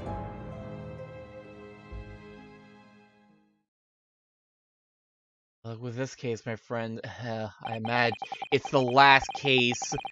The last case of the first game. I imagine this is going to be... I imagine there's going to be hell to pay with this one. Nothing else, I'm sure this is probably going to take more than 2 or 3 streams. First 2 months in London passed by in a flash. That disconcerting courtroom experience we were first thrown into on the day we arrived in the country. Seki-san's terrible ordeal that followed closely behind, we emerged victorious. However, there then came an abrupt end to our opportunities to appear in court. It was hardly surprising, of course, as I was nothing more than an amateur, an unknown student of law from a faraway land. Probably 4, I'll be honest. Oh boy. Oh boy. Strap in, kids. It's gonna be a long one. The life in our little office was very quiet. That is, until we were shattered one day by that fateful telegram. 15th of April, 9:13 a.m. Naruhodo's legal counsel. Naruhodo's legal consultancy. Do we turn our ag into a legal consultancy? Knock knock, it's Knuckles!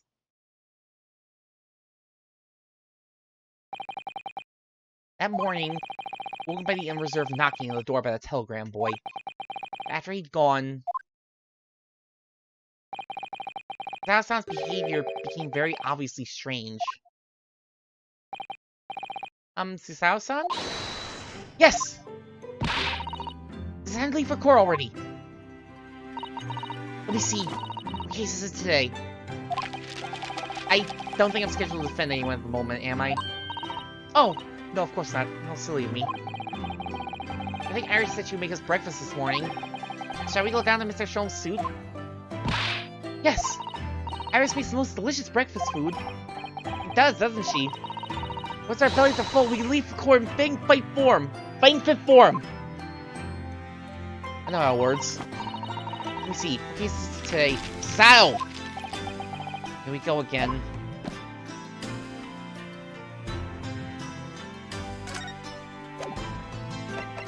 So, have you seen my armband today?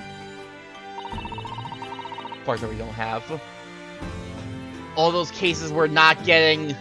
We just have a few months of quiet. Ugh. Kinda sad, actually. It means a great deal to me, you know. You cherish his armband so and wear it each time you appear in court. Well, it's very important to me. What shows that I'm a lawyer. And whenever I wear it, I feel as though it gives me strength. Kazuma. I simply can't be without it, especially when I'm at a critical point in a trial. But just the other day, I noticed you wearing it when we went to visit that park. Sometimes I forget to take it off. Look, it's my armband now, alright? I wear it everywhere! For Kazuma. Also, the other day, it's been months! We haven't been to court in how long now? Style, what's that?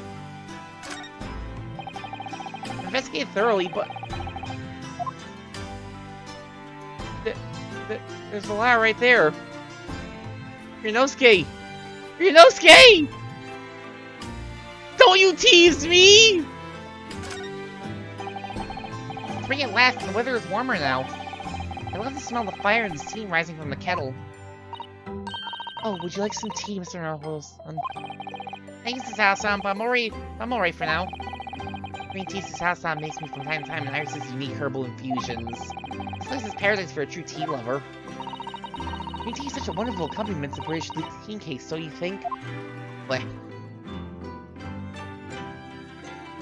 See a Daruma. Ah, the Daruma doll I brought with me from home. There was only one eye colored in.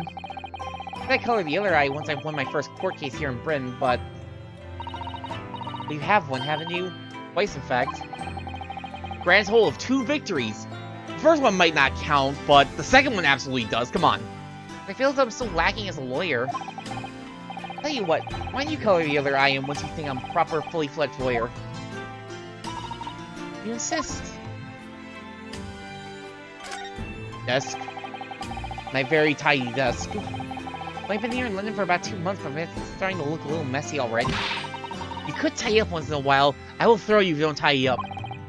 Now, son, I always say, making a mess is a small sacrifice to pay for being able to further your studies. Time spent studying up is time you can't devote to the same cause. That's just an excuse! Throw him for that!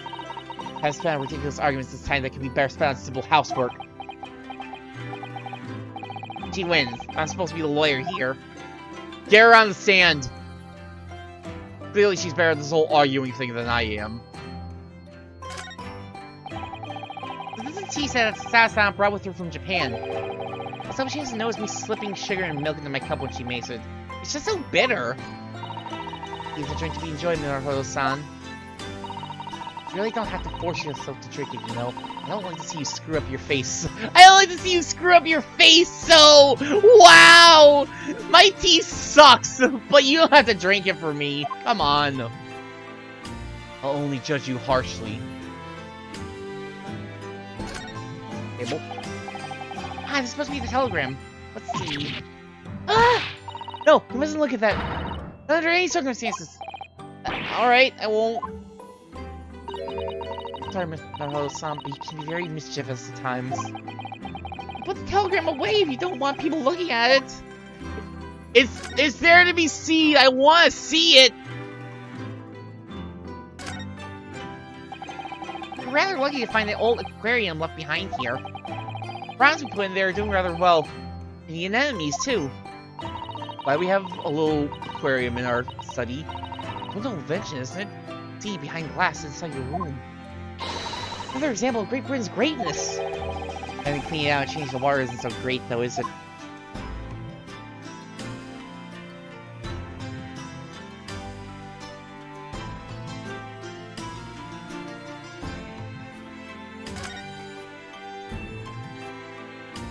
Shovel? That's spade's been in here since we started renting the place. Oh, that's not a spade, son. It's a shovel. No, shovels are for digging. That's for scooping up loose material. It's a spade. Oh. No, spades are for digging. That's for scooping up loose material. It's a shovel. I don't want to dig a hole for myself, so let's leave it. So... we don't get a ladder conversation, we get shovel or spade. Is it a spade or a shovel? The shovel or a spade? You need to stop with your narrow-minded cultural... What the fuck was the line I can never remember? The one part of that ladder conversation that... Ugh. The shovel. But are you sure it's not a spade?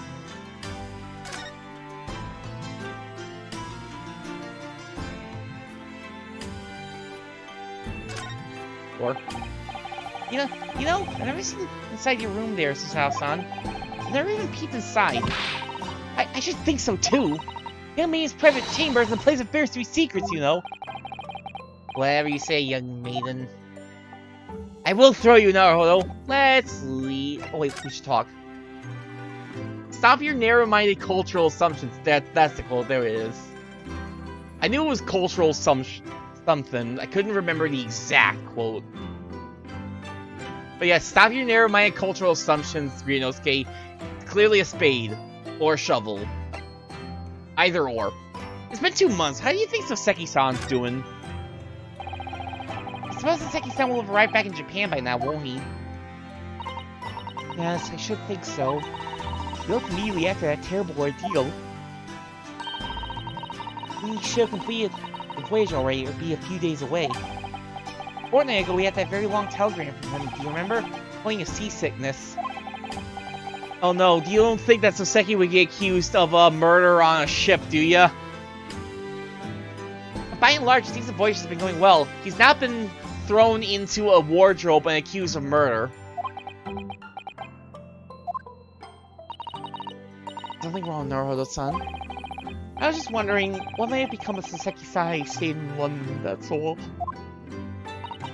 I mean, as regards Lord Van Zeeks, the Reaper. Yes, I can't help wondering if seasickness would have paled into insignificance in that case.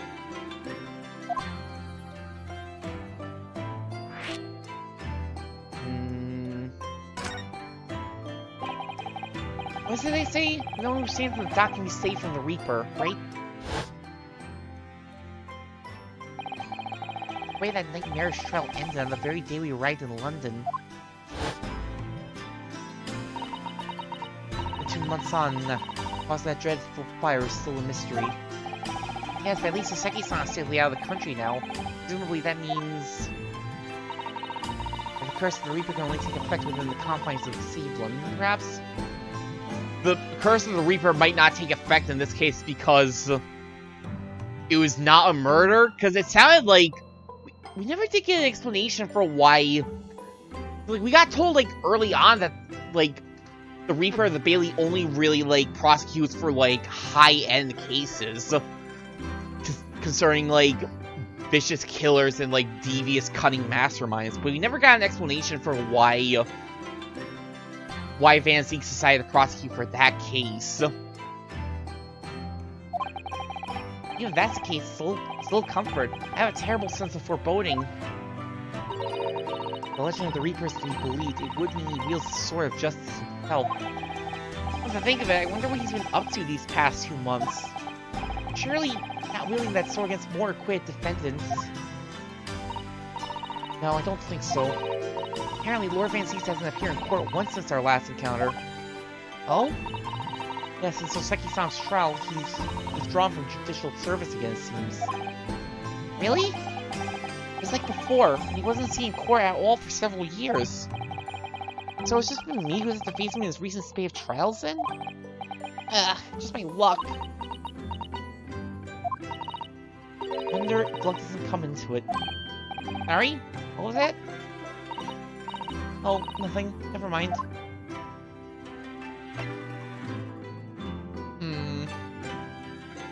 Why would he take a particular interest in Ryunosuke? I think we learned from, like, the last case, like, before the trial started, that even the Reaper wasn't necessarily invincible. Like, unlike the Von Karmas, Van Zieks was not, like, a perfect winner. He did lose cases. It's just that everyone who, like, got acquitted still died months later after the fact. So it's not as if he would just hold a grudge for ruining his perfect win record. He didn't have one in the first place. So why? Just because we defended McGilded? For all the good that did? So, what was it about? Telegram that was delivered this morning, I mean. Oh, a telegram? I don't know what you're talking about. Sorry, but you're not going to get away with that. Well, I didn't think I would. What kind of secrets are you hiding? Actually, don't give it a moment's thought. It's nothing interesting. Boring, in fact. Ahem. It's just a boring old telegram. That's 3 times now that she's tried and failed to convince me it was nothing. I promise I'll tell you about it at some point. Alright, I understand.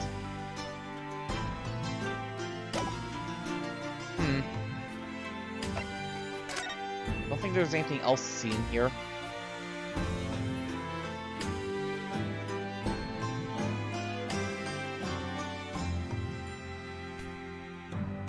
Really? No ladder combos?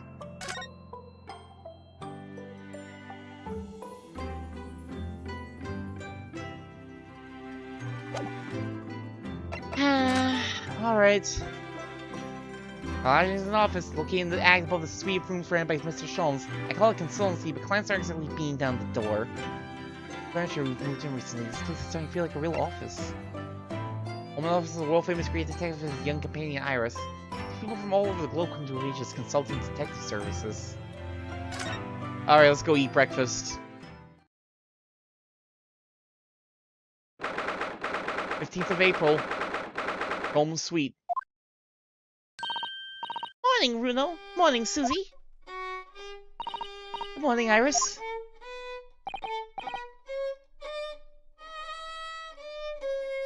Is Sholmes playing the violin right now? Iris. What is it, Bruno? What is that terrible noise? That's like a cat being strangled.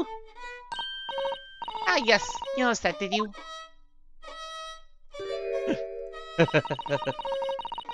Really isn't in the best form this morning, it seems.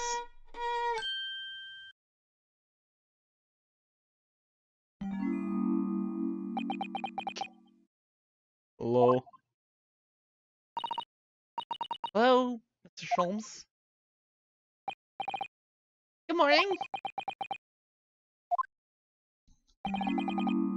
Like a morning to die, perhaps. Wow! Wow! Good morning to die. Has something happened, Mr. Sholmes? You look miserable, and the way you were playing the violin before. My analytical mind is dead. Music is dead. The world is dead. It's all dead. It's all dead to me. Damn this blighted existence! That's all it is, my dear fellow. Nothing of consequence. I'm afraid I don't understand. Well, Iris, isn't it time we ate? Dried toast and insipid coffee for me. If it's not too much trouble. Damn, man. Cat! Wait a minute! Wasn't that the cat from Soseki's room? I knew it wasn't Soseki's cat! Oh, look, it's Wakahai! Morning, boy. Must be some sort of tiny door for cats to use. Tiny doors for pets? What a fad. It'll never catch on. How'd it get there? It's our cat now. This cat is ours. It belongs to us. It was in Soseki's room, but we saw it first, so it's ours. Finders keepers and all that. Well then, everyone, time for breakfast. Oh, wonderful. Let me help you, Iris. Ugh. Would indeed be a fine day to die. I need something to look different. Something's missing from Mr. Sholm's desk. There is! Sholmes, I got something to cheer you up. My armband! It's me, Kazuma Asogi! Mr. Sholmes, can I ask you your opinion about this? You lure me to raise my languid head with the promise of some mental exaltation. And my morbid depression, I'm confronted with the most mundane of problems. Oh. The mind finds greater stimulation in the unforgiving monotony of the floor than your miserable offering. Damn! I'd rather watch this floor than look at your armband. Brutal. Always glad to help. Oh, my head weighs heavy on my shoulders. Bye. No.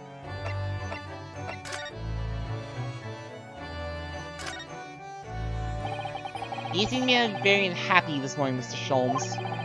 What's happened?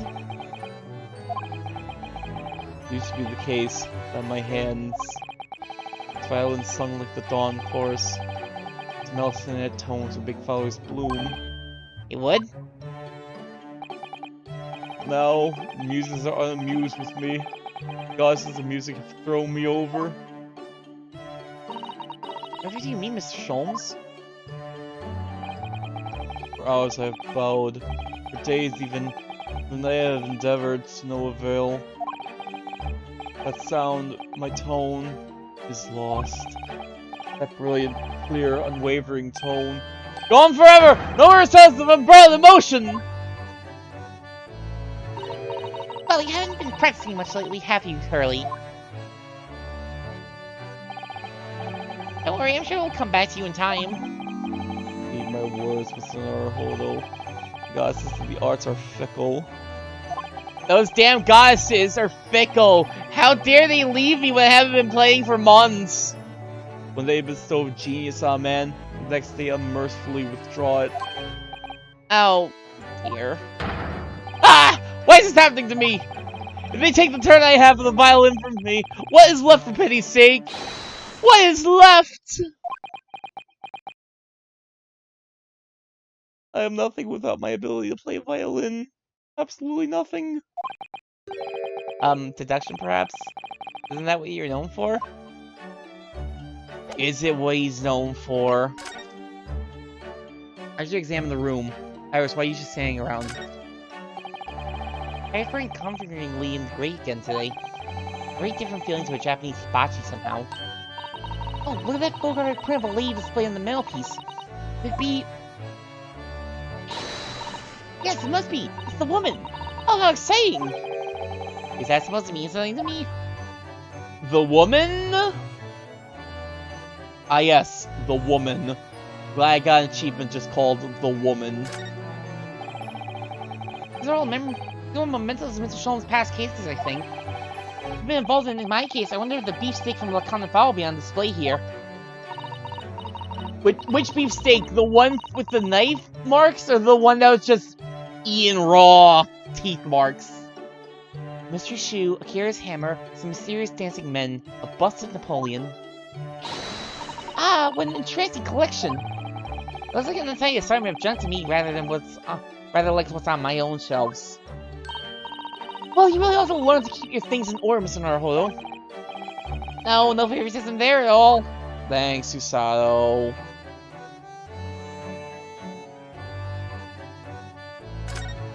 What's inside the box? Looks like that huge metal chest is being used as a table for tea and coffee. He's very straight with an equally straight lock. Mr. Naruhodo, he doesn't go around opening things. I always have to keep an eye on you, don't I? You're very mischievous. How'd you come to that conclusion? I'll never get to see what's inside the box. Damn. She's only 16 years old, yet she's like my mother.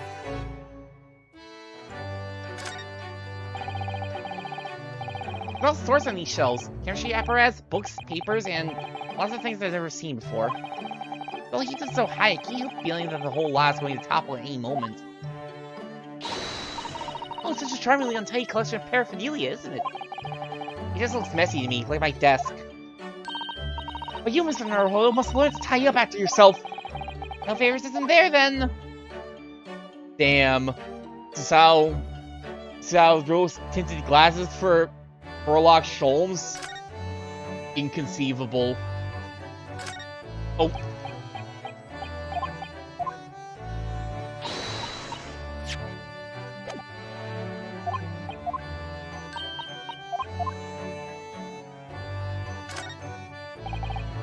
Ah yes, the letters VNR inscribed on the wall in bullet holes.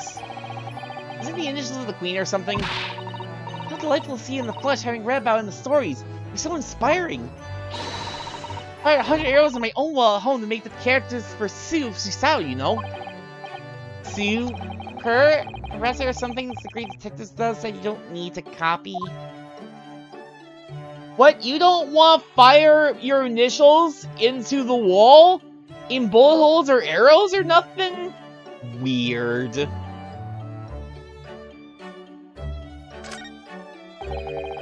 Mr. Sholm's desk is completely clear.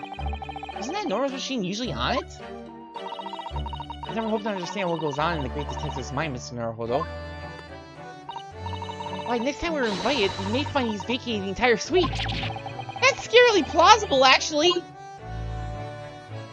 Shouldn't we be concerned if he just decides up and leave? What about our attic?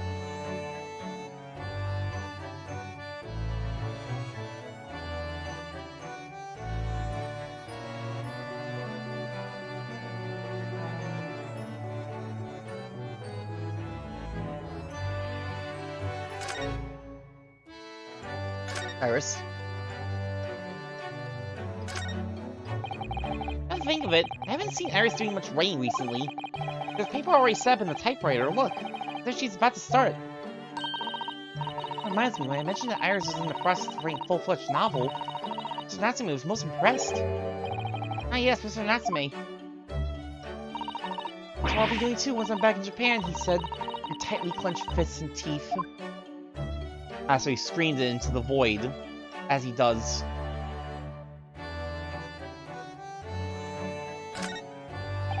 Medicine. It's a charming little white shelf. Little charming little bottles, too.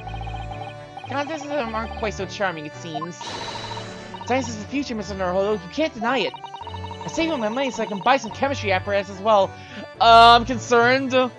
Not sure if I want a chemical edge to her Susao takedowns. Block, chemistry, takedown throws.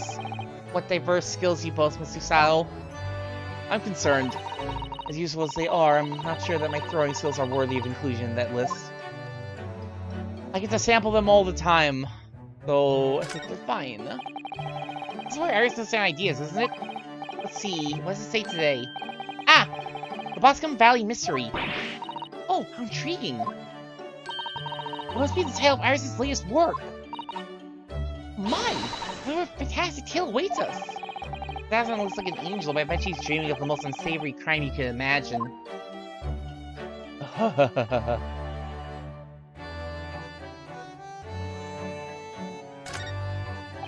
What crime? Susao Mikotoba. What crimes will she commit today? Iris' beautiful tea set is there on the table as usual. Cup of one for special herbal blends always helps me to relax when I'm feeling the strain. English pastime of tea has many similarities with our own tea ceremony customs, don't you think? It's the idea of hospitality behind it. That's the essence of tea. What does it say when you throw me and give me tea? Where's the hospitality in that? You know there's been at least one time where she served tea and then did a Susao takedown immediately after.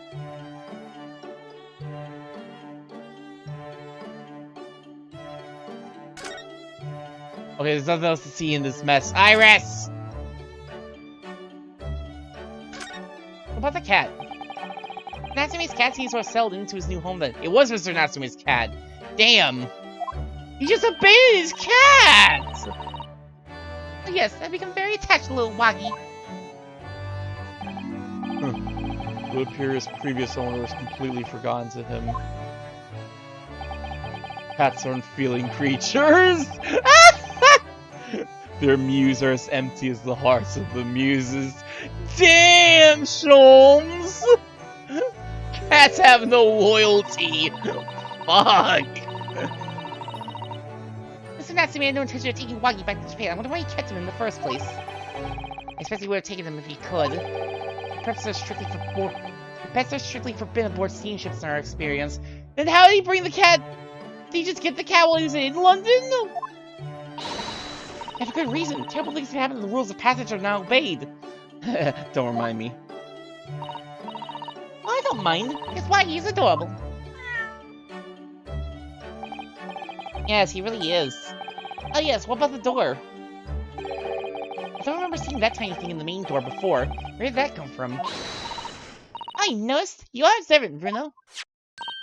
Look, I use this. It's my latest invention. You created a door maker? What is that? I call it the cat buffament. Gosh, a machine for making doors just for cats? That's right. You can make a cat butt for a little furry friend like Waggy in seconds. You can do it in any door at all, no matter what's made of. It's very powerful, you see. Are we going to need to use this at some point? Are we going to have to get Wagahai into a crime scene? We need to make a door for him. Would it have been quicker just to make the cat flap rather than making a machine to make the cat flap? Well, yes, maybe. Now I can make cat flaps anywhere I like. Oh, I think it's wonderful. Let's make one for us in the door of our office upstairs, Iris. Who knows how to come up with, unconventional inventions, this girl.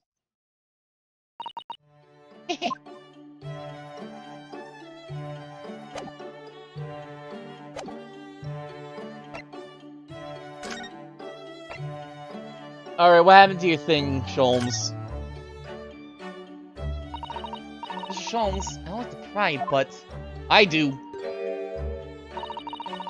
it just looks rather empty today. Well done, Mr. Sao.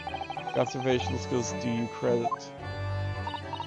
Oh, no, Mr. Sholmes. They pale in insignificance when compared to yours. Are you sure about that, Susato? Take off the rose-colored glasses for once in your life! You sure want to know us, wouldn't you? These are this great analytical. That's a Windy Banks now. Sorry? Is that Windy Bank? No, Windy Banks. A pawnbrokery. Pawnbrokery? You sold it? What? You mean pawn that enormous machine of yours? It has some considerable value, you see. Quite undeservingly. But isn't that a very important machine for your work? I do wish you would console us if your situation becomes so desperate. I should have gladly passed what little income I have to you. She means she would have given you our entire savings, man. Here, madam, things are far from desperate. But the pawnbroker is your wonderful machine. I can be anything but desperate. Making use of a pawnbroker is quite ordinary here in London, I assure you. It is? It doesn't sound ordinary at all. It would seem that neither of you fully understand how pawnbrokering works. Oh, what's to understand exactly? Tell me! What do you mean when you say we didn't fully understand how pawnbrokering works? For the people of London, pawnbrokeries are akin to banks. Banks? Mondays, merchants relinquish their finance check as the trappings of their pawnbroker of choice. With the money they receive in return, they are able to trade happily through the week. And then on Saturdays, they go to recover their things using the money they've earned. I had no idea. This has been a fascinating lesson for us. No one does it, you see. Especially people in inner London. And should they have money to spare, they would purchase another fine jacket. But to wear, obviously, but the pawn should the need arise. Oh, how ingenious. This feels like some stock nonsense. But never so it's getting in the way. We leave it at window banks, see? Pawnbroker can be thought of as an extremely secure vault. Who would have thought that even pawnbrokers are different here in Great Britain? Of course, you have to watch Hurley with it. Besides, he pawns things he really shouldn't. Like giant-ass machines? Don't you, Hurley?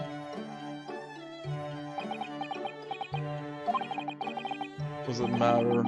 Wolf's dead to me now.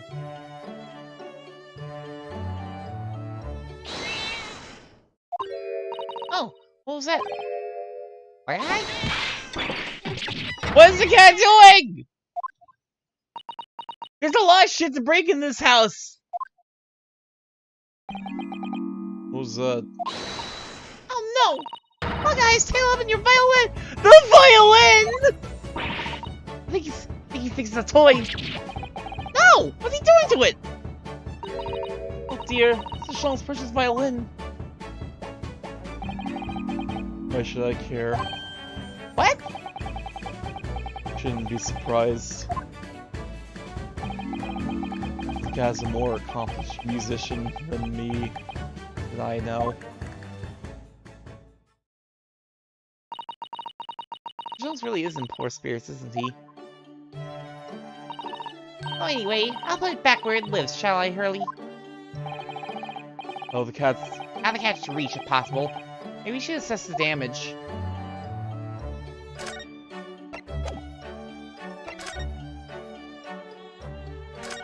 Where'd you put it?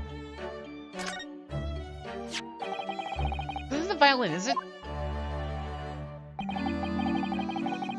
This is Stradivarius, one of the finest violins in the world, made by the renowned Italian luthier Antonio Stradivari. Oh, I see. It doesn't really look anything special to me. I happened upon it covered in dust, languishing in a pawn shop down a nondescript back alley. The broker had no idea of its value, so I was able to purchase it for a meager 55 shillings. How honorable of you.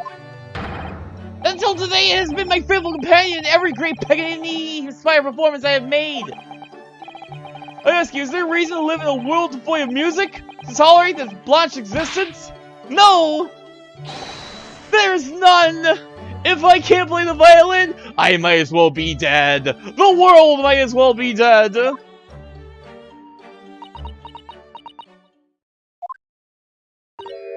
Mr. Sholmes. What dear ma'am, what? My thoughts are preoccupied with fancies and release from this dull routine of life! Well, it's about the violin. It looks very different to normal, don't you think? What do you mean, Mr. Sao? Oh, Susie's right! Yes! Tone of the wood's completely different! Huh?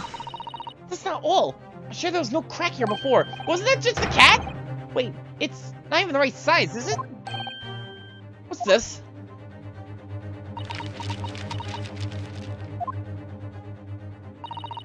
I'm terribly sorry to have to tell you this, Mr. Sholmes, but that instrument isn't a violin at all. Then what?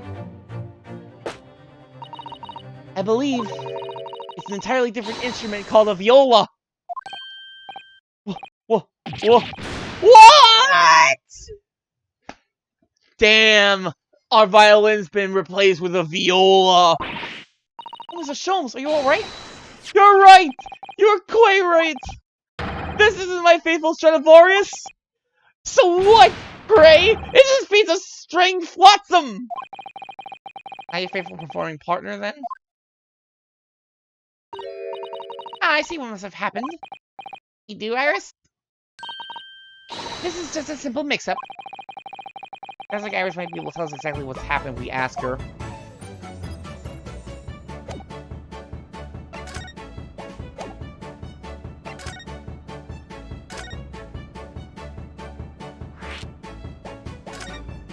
How could you ever possibly mix up a violin and a viola? I'm stunned. Stunned, I say! What do you mean by a mix-up, Iris? Well, you see, this violin... Sorry, this viola, I mean...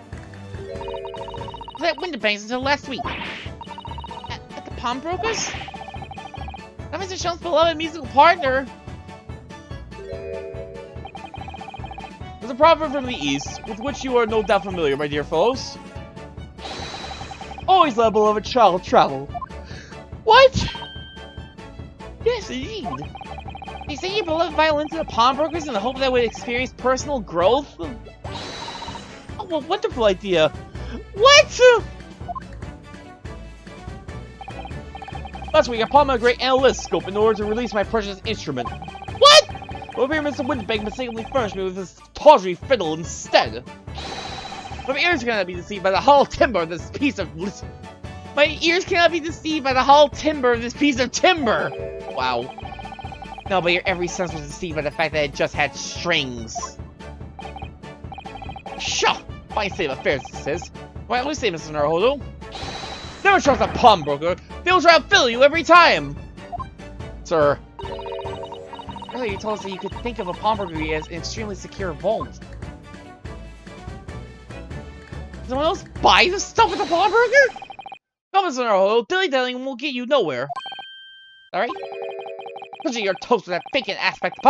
Fancy your coffee so obtusely. I'm not a little embarrassed by my own cock, considering the urgency with which you have faced. Sir! We must visit Mr. Winterbank's brokery at once. That's right, isn't it, Mr. Shones? You go with him! You go with him, Mr. Sao. I've got telegrams to read. Seriously, Mr. Sao, without a moment's delay. But I haven't finished my bacon and eggs! My bacon and eggs!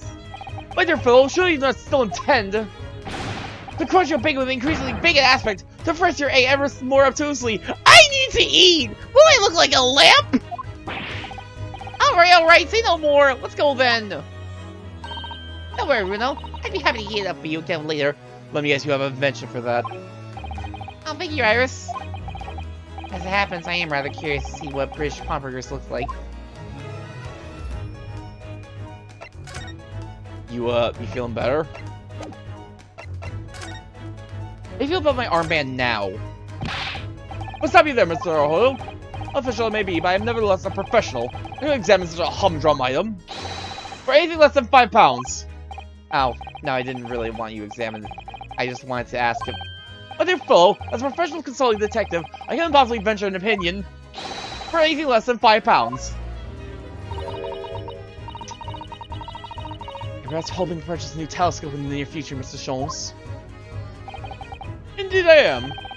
As you know, it has long been an ambition of mine to discover a new star and name it for myself! Oh, because your earthly stardom isn't enough. Let's get out of here. Wait, two. What place is the world's greatest detective? Oh, it's a dream come true. Baker Street, a bustling London street on which can be found Mr. Shone's office and Winterbank's pawnbrokery. There's a large park nearby, too. Bustling place. Oh, London is such a fantastic city. British pawnbroker shop. Fascinating. Pawnbroker shop on Baker Street. Mr. Shones is a regular, it seems. Check out Baker Street first.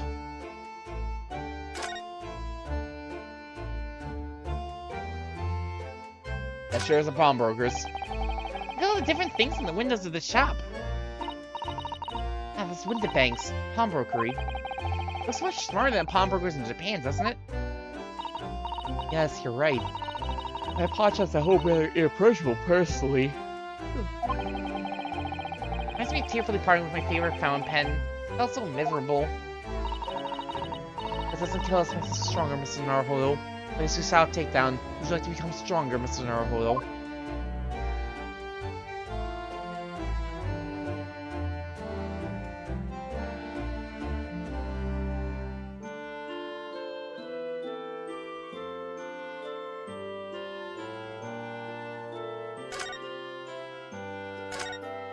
Sure as Baker Street. It's been 2 months since we started taking lodgings here above Mr. Strom's office. I still can't quite believe it. I never expected things would turn out like this. Oh, I know. Actually be sharing accommodation with the world's greatest detective. If I ever find myself before a court of law now, I'll have not one regret. I don't know what you're talking about. I'd be happy to defend you, of course. I mean, there's only one reason she gets sent to a court of law.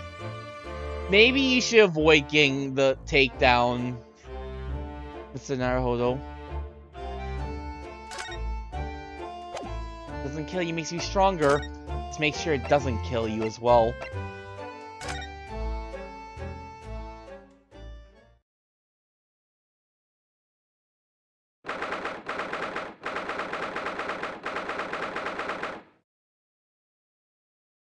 '15th of April, Winterbank's Pawnbrokery.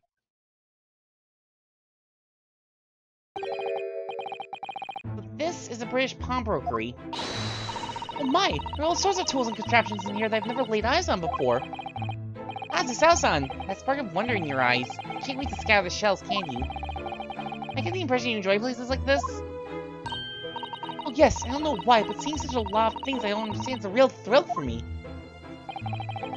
Oh, dear fellows, let's not forget why we're here. Oh, Mr. Sholmes. We're calling on matters of business. My pleasure. Hop up. I will punch you in the face now. I know you will not take me down. Seriously, why this pose? Clearly, Mr. Sholmes means business too, judging from the spark of fury in his eyes. He's punching indiscriminately. He's punching. No, Susano! Be careful. Don't stand so close to him. Ah, Mr. Sholmes, sir. Welcome back. Did you hear that brazen welcome? Well, yes, we are potential customers after all. We're disgruntled customers, Mr. Naruhodo. It's time to inform Mr. Winterbank of our ire. Come! The fight is afoot! The fight is afoot. Alright, sir, first of all, would you like to see my armband? My name is Cosmo Soki. Mr. Winterbank, about this... let me see. I give you tuppence for it. Oh no, I don't want to pawn it! That's pretty much where I expected that to go, but still. Look at all these clocks.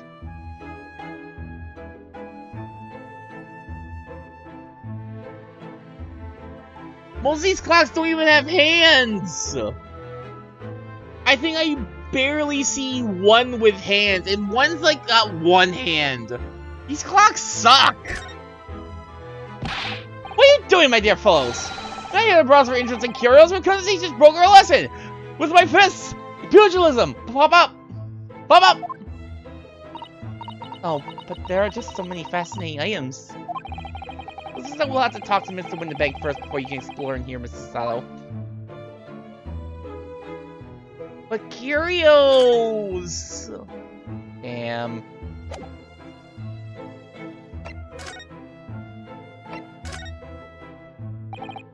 I wonder, can I ask you something? Gentleman from the east, I see. Yes, that sable suit. I suppose I could offer you 6p for it. Sir, I'm not selling you the clothes off my back. I think they're all I have. Not wishing to offend, the tone is somewhat dull. Sorry? Aha, but if you're splendid attire, madam. 5 guineas, no less. Colors are exquisite. The design, exotic.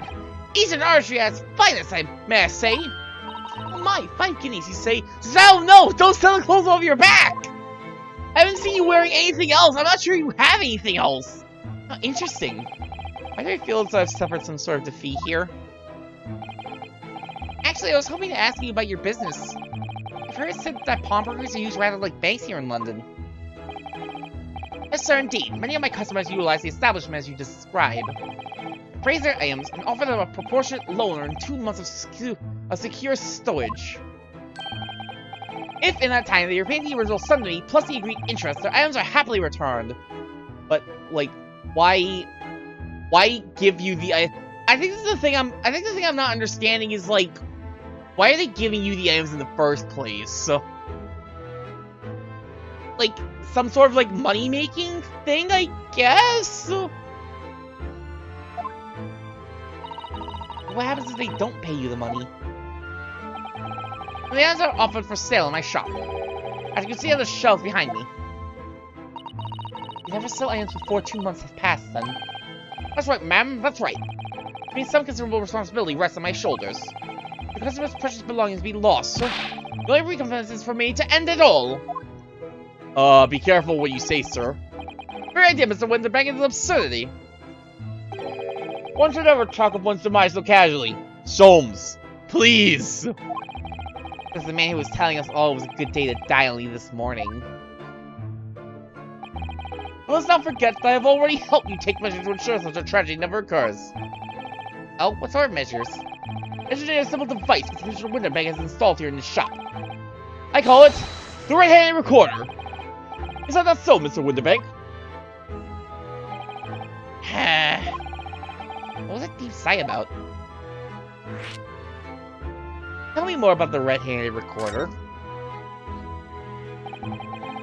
What on earth is a red-handed recorder? Use your eyes, my dear fellow. There are two just below the ceiling. What? I can see what appears to be a camera attached to some sort of timing device. Very astute. It's indeed a camera furnished with some 100 pieces of celluloid film. And every 30 minutes precisely, the camera automatically records the appearance of the shop. Here, I have an example I can show you. 4 a.m. 4 a.m.? You really need to take pictures at 4 a.m.? Oh yes, the principle of the camera is set to record the activity of the shop counter. But with a special type of film so sensitive, it produces a crystal clear image, even in darkness. Joan's advanced security cameras confirmed. Wow. I bet this will also be pretty much as useful as a security camera is in a normal Ace Attorney case. Which is to say, far less than you'd think or hope for. Really? That's extraordinary. I just remembered something.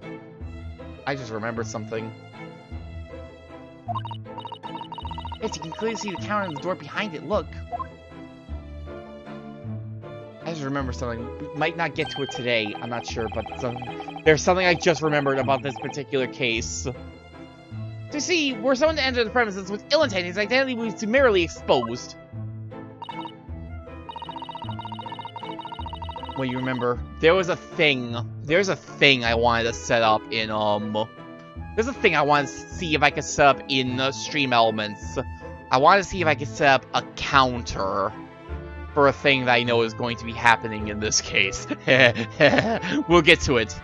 I'm sure you already know what I'm talking about, just from that vague, vagueness of it, but we'll get to it if it pops up today. But did you not say the photographs were taken at 3-minute intervals? Indeed, as you say, my dear madam. Now what if the incident were to occur in between times? One could only say, that would be a cruel twist of fate. You I must confess, your devices have been giving me some cause for distress of late. I beg your pardon, Mr. Winterbank. Surely they are anything but distressing. Reassuring is the word. It's the cost of the film, sir. Most graciously placed not 1 but 2 cameras in my shop, after all. Because I must pay for 9 on 100 utterly useless prints every single day. I'm afraid the cost of the film will break me before I'm very much older. Man, these nice convenient security cameras, but it still runs a normal-ass film, and film costs money! Nevertheless, a small price to pay to ensure the safety of my preferred pawnbroker, you know. I don't think it's a small price is the problem! My dear fellows, we've verged on an age where safety and security come at a price. Oh, heaven help us!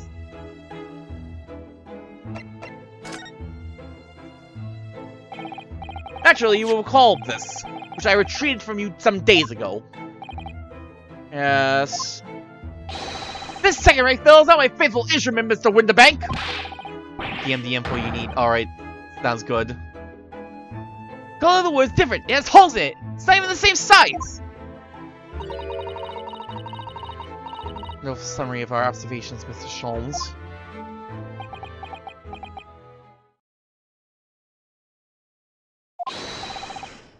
I'm so very sorry, sir! How utterly unforgivable of me! An excusable mistake for a pawnbroker! There's only one way to make amends! Don't you dare. Don't you dare go where I think you're gonna go! Where are you going?! Where? No! No! I thought to take my own life!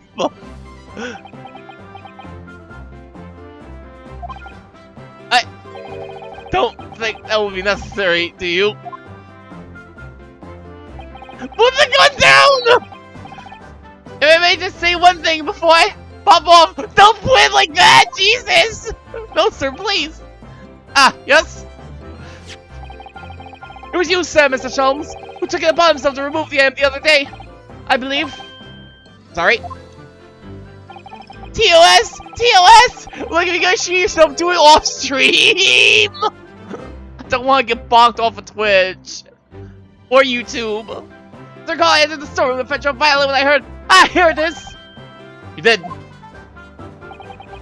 And when I turned to controvert you, you had taken the viola and left, sir! However, there can be no doubt that the blame lies firmly at my own door for allowing you to leave. So I shall not grumble or grouse any longer. May this guilt die with me. Not like this! Doesn't sound the one quote. No, stop with your bowl! The bowl's mine!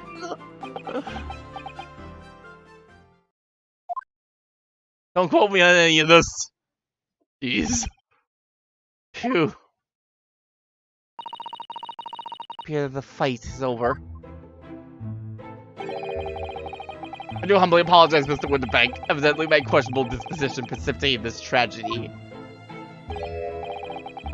Well, you wouldn't be Mr. Herlock Sholmes without that questionable disposition now, would you? I do believe you may be right, sir. Either laugh or cry, I suppose.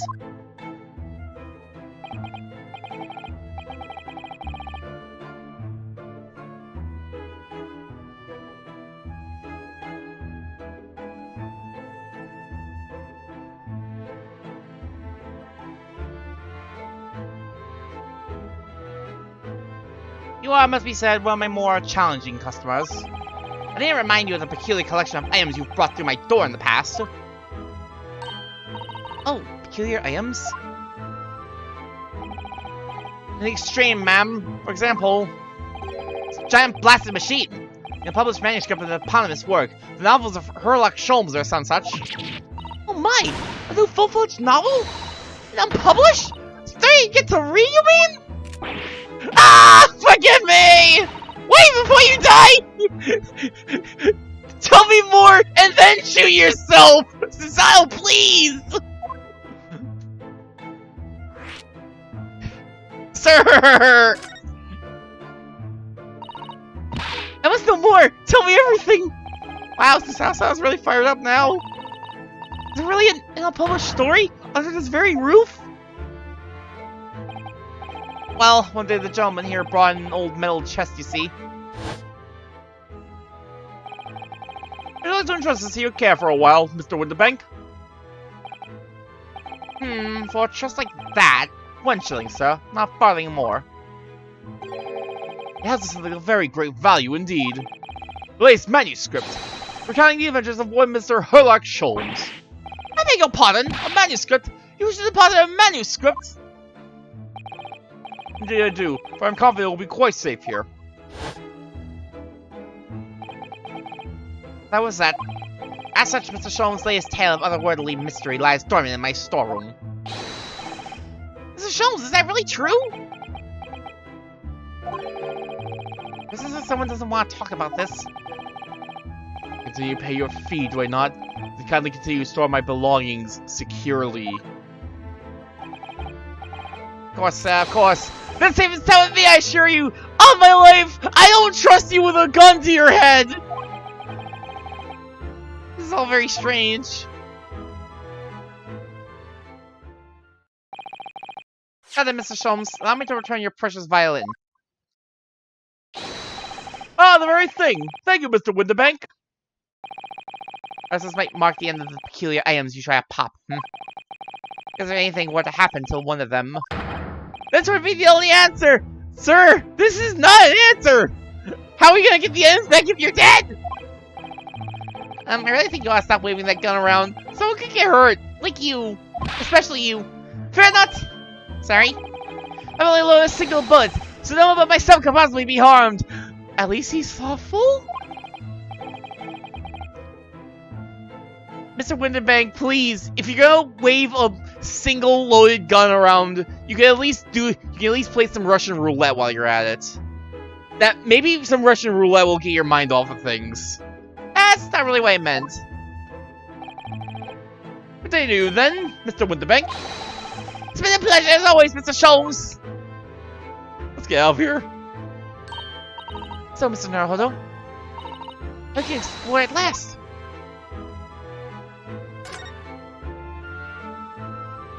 Finally, our prize for all that nonsense. We get to explore the pawnbrokery. What an assortment of things there are on these shelves here. Crockery, footwear, clocks, and watches. Almost anything you care to imagine. Those are forfeited items offered for sale by the pawnbroker. What does that really mean, though? When you pawn or quickly pop an item, the broker loans you money against its worth. He stores the item for the agreed period of time, after which the loan must be repaid. If not, he's free to display in his shop for sale at a price of his choosing. Oh yes, now you've explained it, I'm noticing little price tags and everything. There wouldn't happen to be any, dolls around, would there? Of course, simply by paying the agreed interest on the loan, one can extend the period of safekeeping. So you may pawn that black garb of yours without fear, my dear fellow. I try to university uniform? Never! It buys my student spirit! We may or may not need to buy a birthday gift for a friend of ours. Do you have any dolls? Or chess set? I'm not sure if I ever mentioned this. I did, finish up Shizune's route like a few weeks ago, so now all I have left is Lily's route. Kind of waiting to have like a good, like, long stretch of time I could just focus on that. There seems to be a little door hidden behind the curtain there. At least in the storage room, where Mr. Winterbank keeps articles that are currently in pawn. Ah, good. Someday I'll sit down and finish Lily's route, and then I can actually say I, like, experienced all of Katawa Shoujo for myself to some degree. I see. There's nothing of particular interest inside. I certainly wouldn't recommend any larcenous activity. Recommend it or not, it's not something I tend to do. There's but one key, and Mr. Winterbank keeps it in his pocket at all times. Before he sleeps, he places it into a small pot, which he slides under his pillow. How on earth do you know about that, Mr. Sholmes?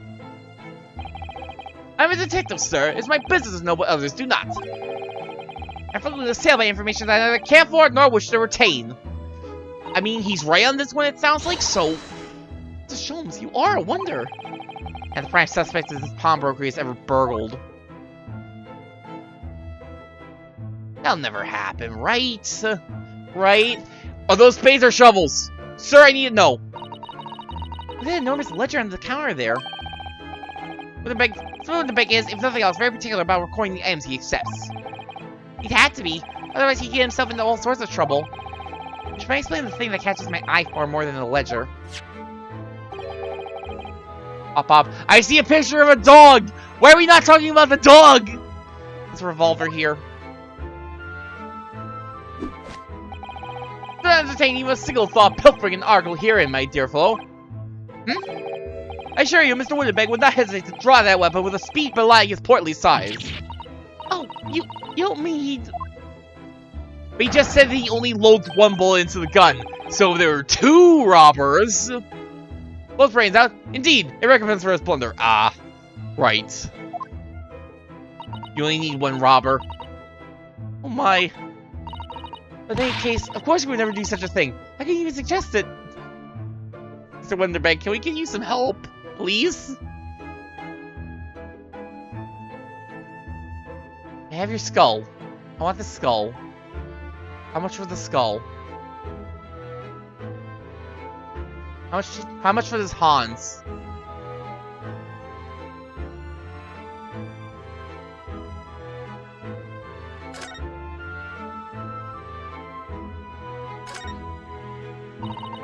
What do you suppose this rather enormous machine does? It seems to have two little windows for looking through. Allow me to enlighten you, my dear fellows. What you're looking at is a stereoscope. I gotta note this down. Hold on. I was hoping we wouldn't get to it today, but them's the breaks.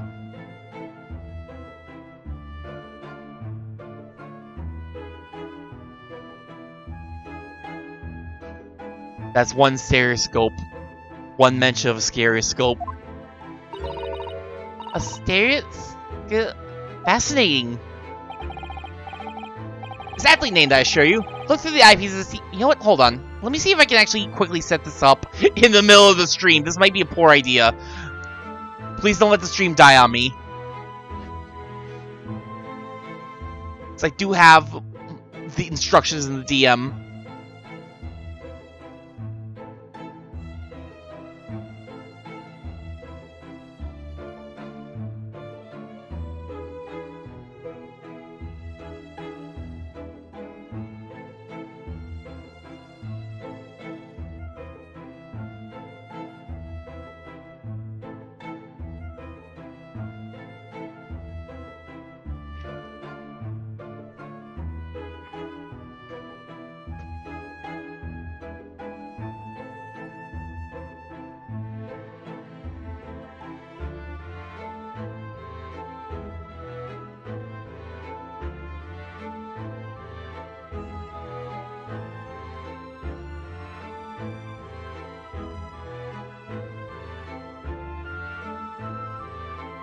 I want to see if I can figure out how to set up a stereoscope count right now.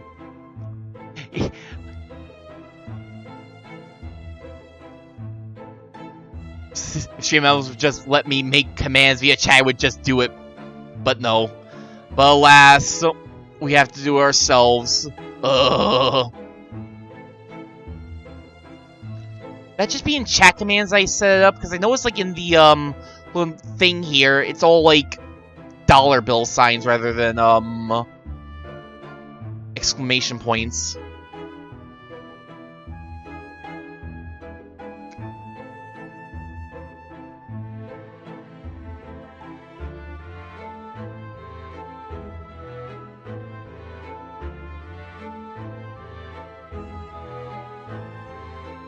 Oh, wait a minute.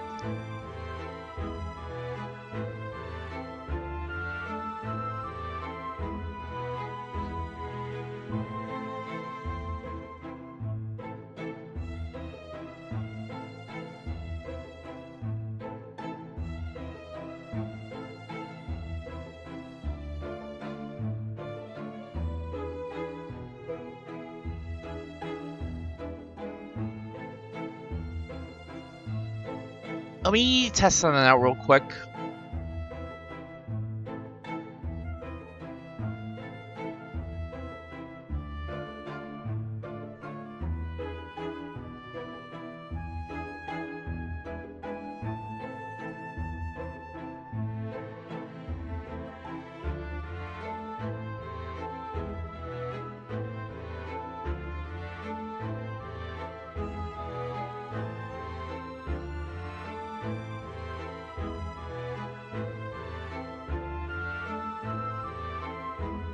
How do I actually set up stereoscope?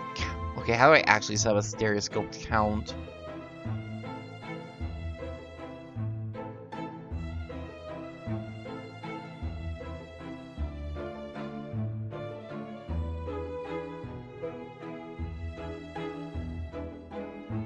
I will figure this out.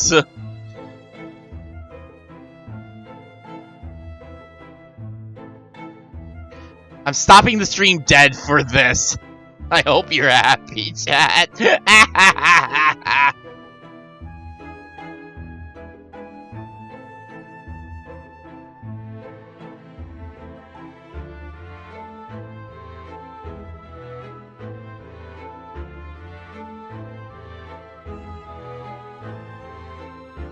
is the thing I really should have done before.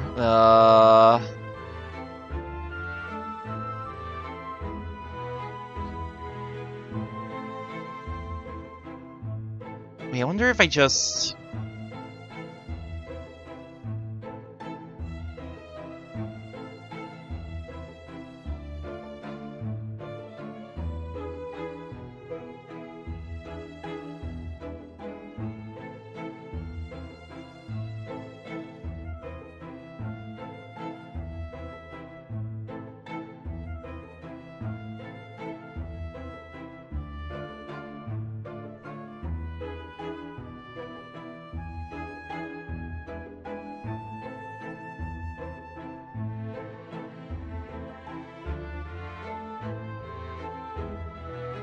I don't even think it's really good counting it right now, actually. I think I need to do a bit more to set the counter in, like, stream elements or something. I'm just not exactly...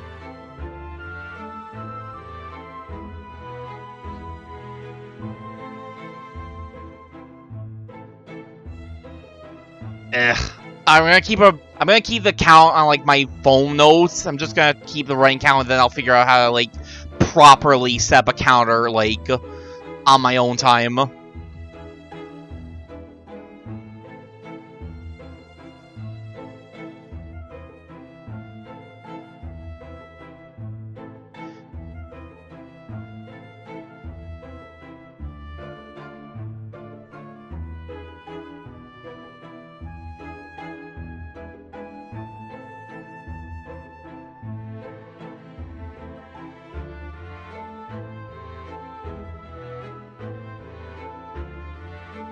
Oh, I think I understand what I'm doing wrong.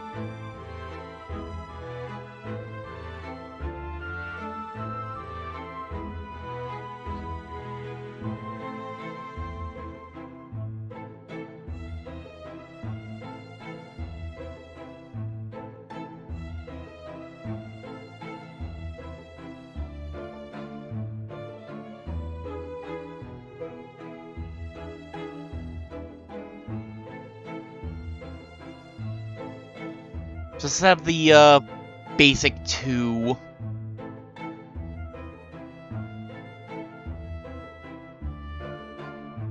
Just have the basic 2, bits.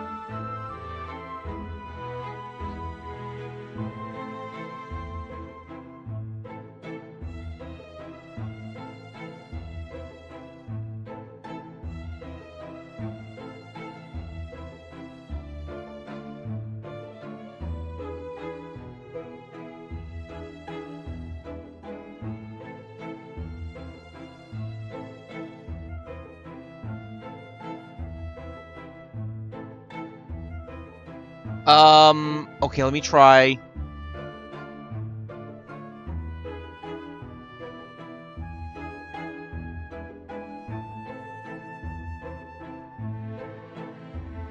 I don't think that's quite right.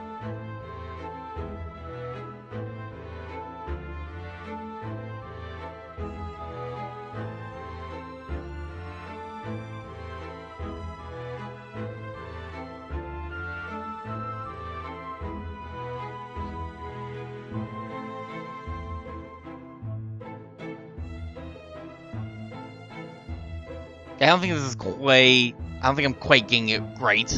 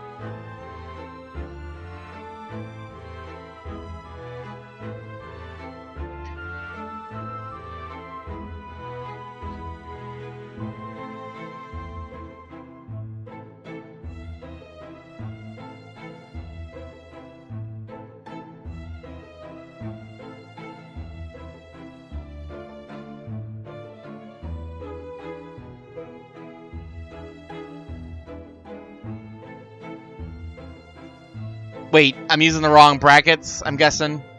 Oh, I used the other bracket. Shit. That's the problem. Of course it is.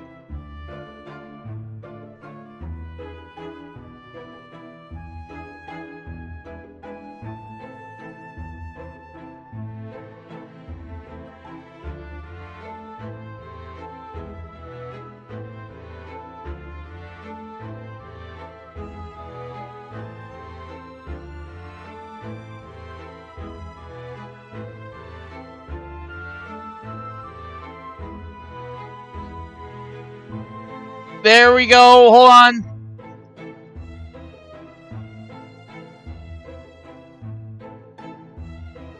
There we go, there's the stuff.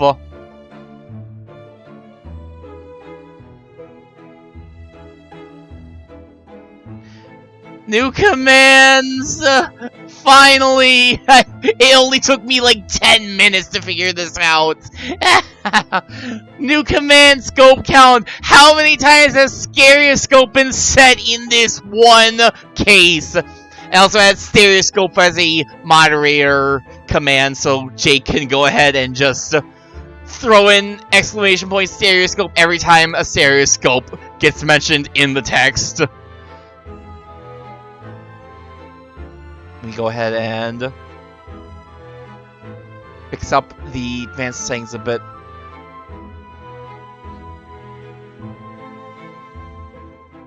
It works! Finally, we can keep a running tally of stereoscopes. Let's move on. It's actually data, I assure you. Look through the eyepieces and see for yourself. But I want to know, everyone has been talking up how often they bring up stereoscopes. It is the one thing I really knew going into Case 5. I knew absolutely nothing else about Case 5 except there are so many stereoscopes. You talked about it, Lan talked about it, Don talked about it. I gotta know now. Science demands an answer.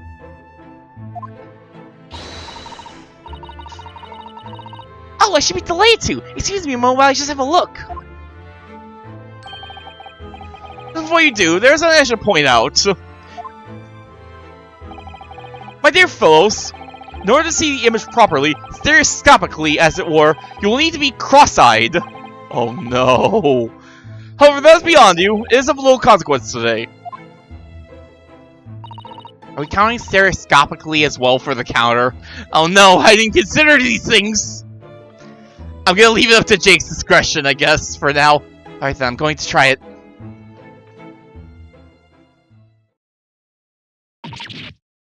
Ah! What's in Naruhodo? You must see, at once! Oh, alright then. So I need to be cross-eyed. Like, I'm trying to look at my own nose. Oh boy, can I even do this?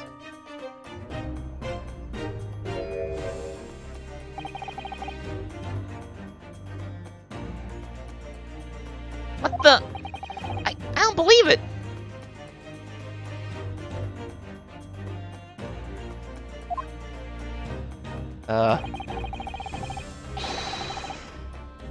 It's just a photographic print, but it seems like you can reach out and touch it! I don't think I'm doing it right. Yes, this is death is startling, is it not? Stereoscopes are one of London's many fads. There's a stereoscope. That definitely counts. They're often found in little stalls in the park. People queue for hours to see them. Get used to this two-picture bullshit, Manji. Good. Oh, boy.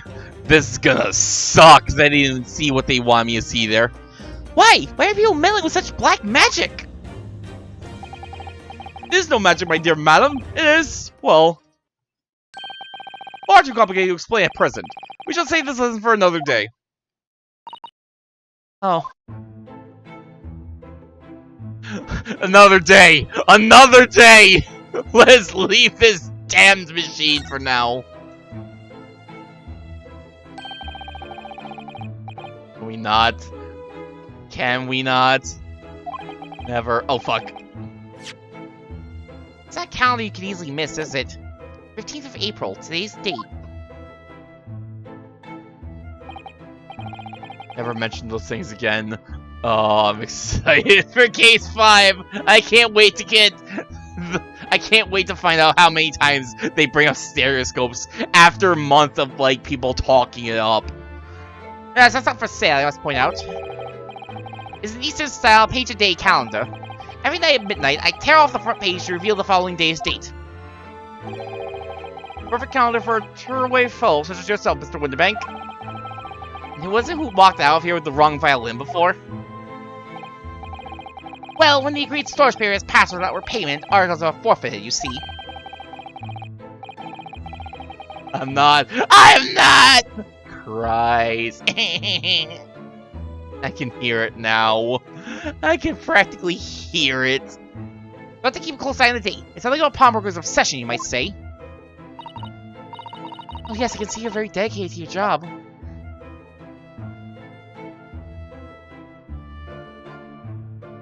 Dolls! I must buy some for my traumatized friend. These dolls aren't good enough. Look at this. Whatever could it be used for? I have no idea. Ah. There's a small cache just here, look. We're going to open it, aren't we?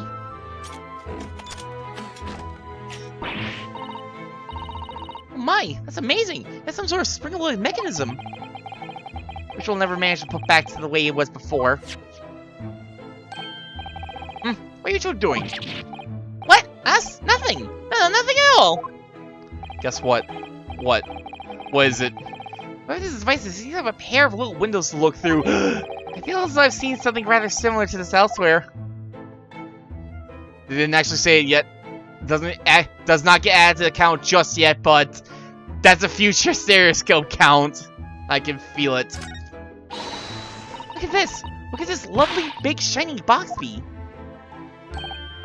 That, my dear madam, is a music box. Surely you have such things in your own country. Oh my, yes, but I've certainly never seen one so large before. Now listen a while.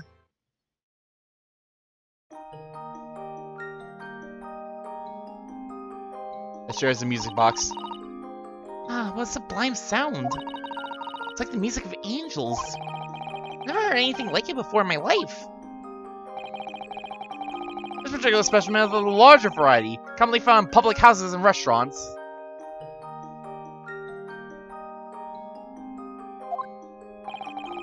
There is a middle disc inside on which the notes to be played are recorded. Simply by replacing the disc with another, any music you care to imagine can be played. My goodness! What a simply delightful machine!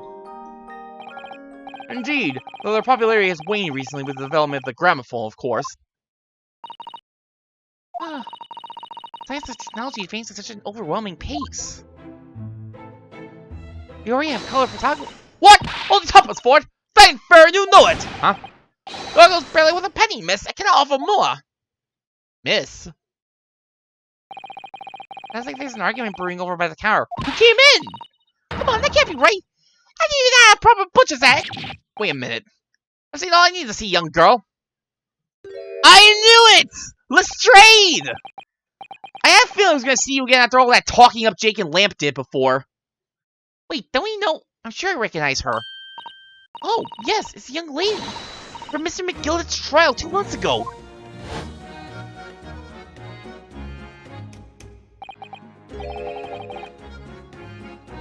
Her name is Tina Lestrade, my lord. She's a chancer, and is a crest among large crowns relieving people of their purses. What's commonly called a pickpocket. Bang! That's a sick coat. Who'd you steal it from? Go on, Bennett, you lot! Why do you still have that? Hello, Mr. Straight. I hope you've been well. What? You remember me then, do ya? Well, I remember being completely surrounded by smoke, that's for sure. So, what are you doing in here? Going out like the rest of us. Nothing to eat. Come to pop that black weasel. Sorry, coat, have ya? What is it about this black uniform that makes everyone comment on it?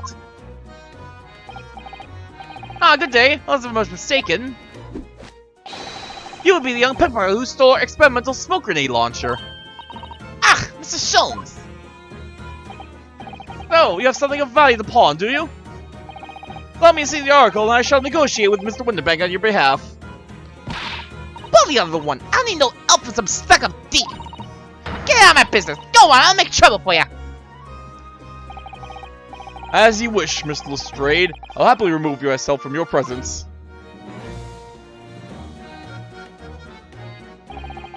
He's really done it. He's gone.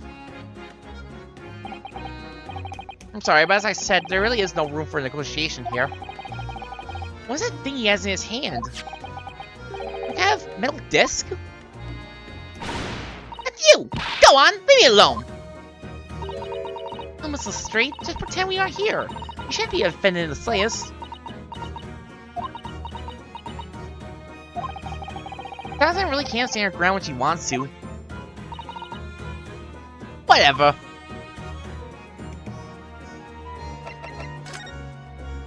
Mrs. Straight, have you seen my armband yet? Did you ever look at, that's strange. Where's my armband gone? Did you steal it? What's the problem? Something wrong? I suppose... You're looking for this? Yes! But how? And when? And how again? Damn. I got talent for it, haven't I? Davin. That's bordering on black magic. It makes what I was about to say about my armband seem a little dull. So, what do you want to tell me about it, then? I don't think I actually finished examining the room. Like Mr. Winterbank, watching diligently over his shop. There's still so many things I'm curious about. I believe this is the time for browsing, Mr. Naruhodo. You should probably see whether that argument's been resolved yet, I suppose. I'm not done examining!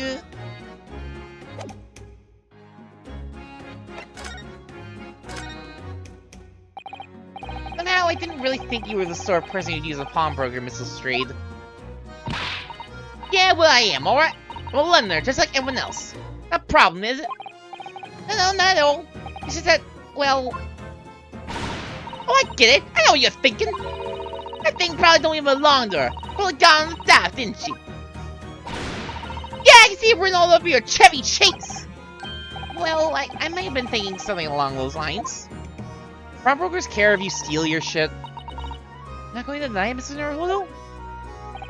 I mean, we saw her handiwork last time, and she certainly didn't go innocent for the crimes. Alright then, I'm just gonna come out and ask you straight. You pawn things that you steal from other people?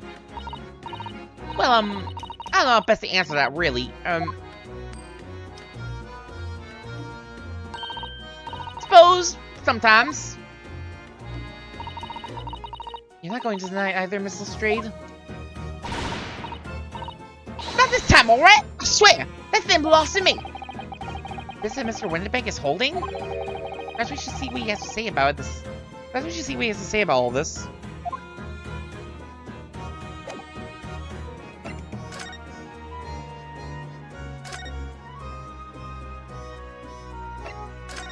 So, you deal a lot with her? Been before, of course, this little tatterdemalion. No, hold on. Oh man, I almost forgot about this little gimmick of looking up the words they say.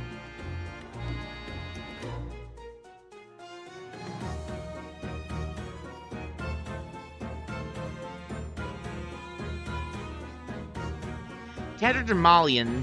Definition of Tatterdemalion: ragged, disreputable appearance, being a decayed state or blah blah blah blah blah blah blah blah blah blah. Ragged or disreputable in appearance, being in a decayed state or condition, dilapidated.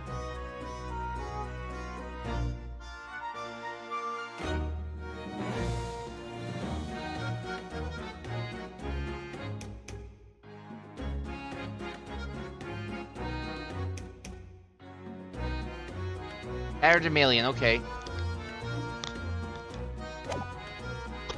I see. Brought some dubious article with her every single time, I might add. Dubious? What are you trying to say? I'm an honest customer, me. So, is there something dubious about the dish she brought in today? Well, if only it were that simple. Sorry, what do you mean? She actually brought in was a storage ticket. Ah, storage ticket. So, Mrs. Stray has actually come to redeem an article from you today, is that right? Yeah, that's right. Girl like me has a lot of stuff what needs storing. Alright, yes, that's definitely dubious.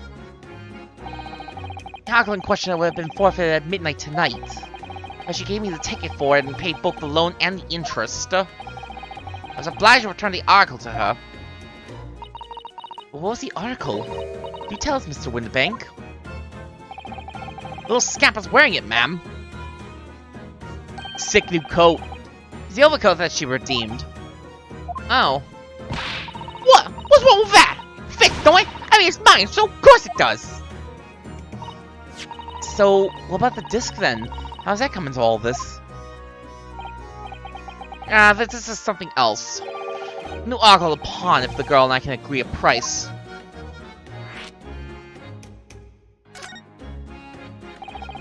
I'm confused. I thought you said that Miss Lestrade brought in a storage ticket today.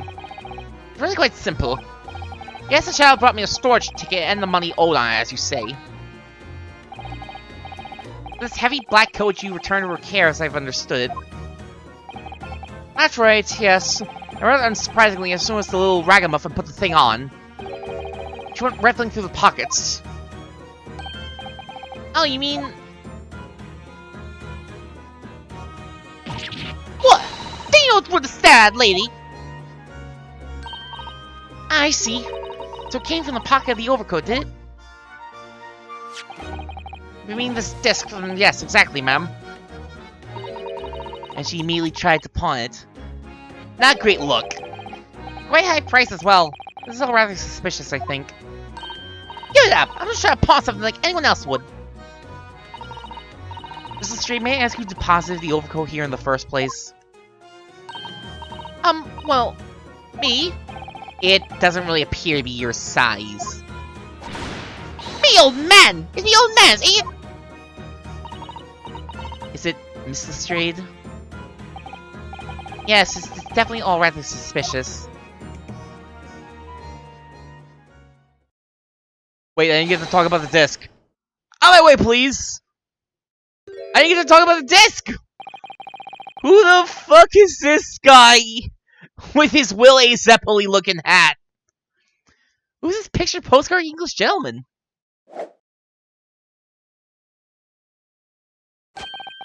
Good day to you, ladies, gentlemen. What's your problem, eh? There is no problem as long as you remove yourself. I have a matter to discuss with the proprietor. And if you intend to make a problem of it, I shall see you outside, little girl, for the hiding you deserve. Damn. Stuck-up asshole. I can already read it on him. Look, ain't obvious. I ain't done talking with him yet. You think you're such a shit, you should know how to wait in line. Well, you are an impudent little brat, aren't you? As well as a pickpocket. Who are you? How do you know who I am? The question is, how do you not know who I am? Hello, having fun? Hello, Moonshiny! I'm having quite a bit of fun, actually. How you doing today, Moon? You haven't the curse to even remember the faces of your victims, it seems. What? You mean from you? Broker? Yes, sir. Good. Love the voices, thank you. I try with my dumb voices. I believe this filthy pocket thief has just redeemed an article from you, no? Yes, The article in question belongs to me. I demand for it to be returned at once. oh my. Now that's a lie. What are you trying to pull? Give me back my overcoat, you wastrel. And needless to say, he's actually doing a JoJo's pose too. Any music box discs too. No, you can't have it. You just can't.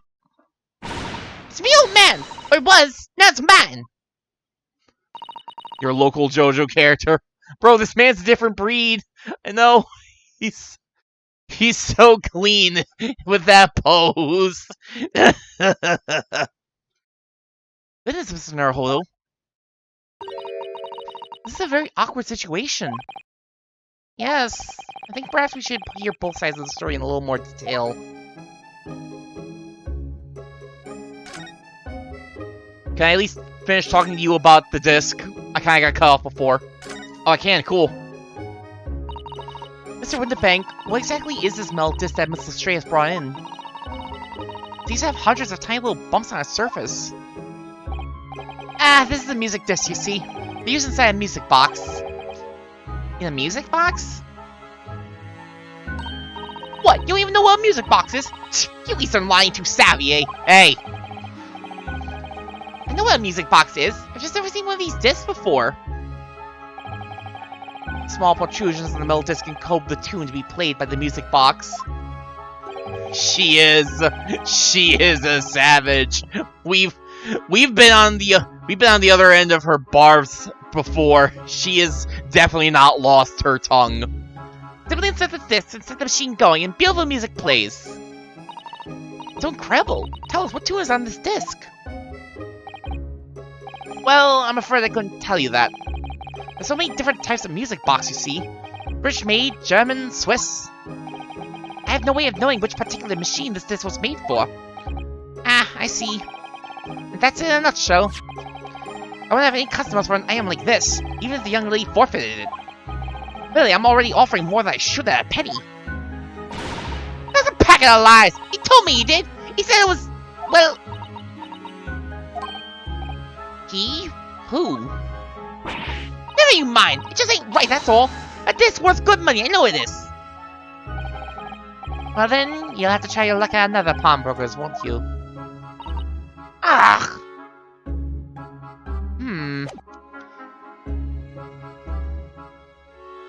Alright.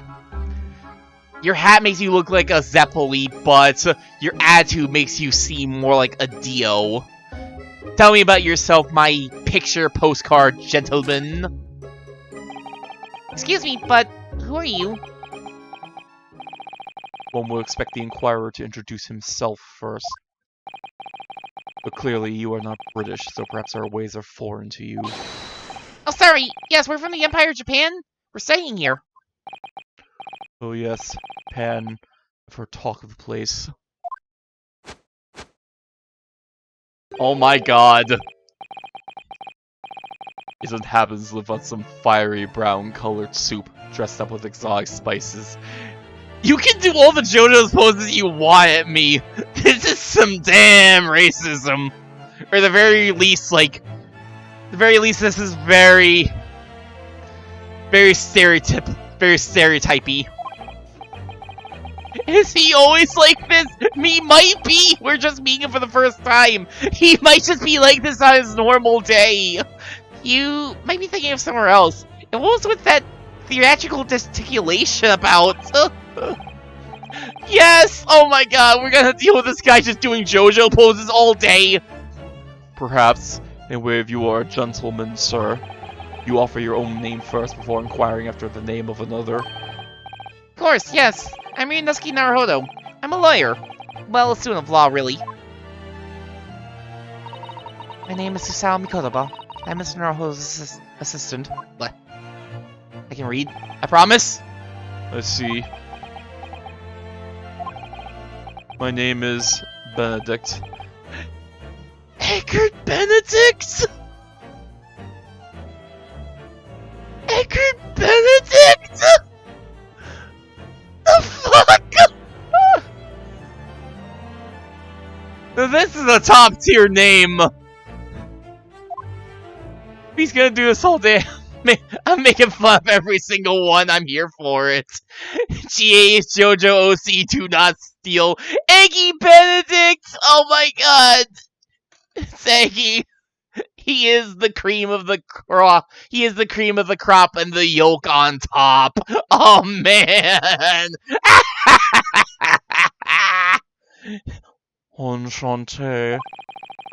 Never find how he holds himself and how he speaks. That name is suspicious. We're actually commenting on how dumb his name is. Where the hell do people get ideas for this? Ace Attorney writers, they're on some good shit. Now to the matter at hand.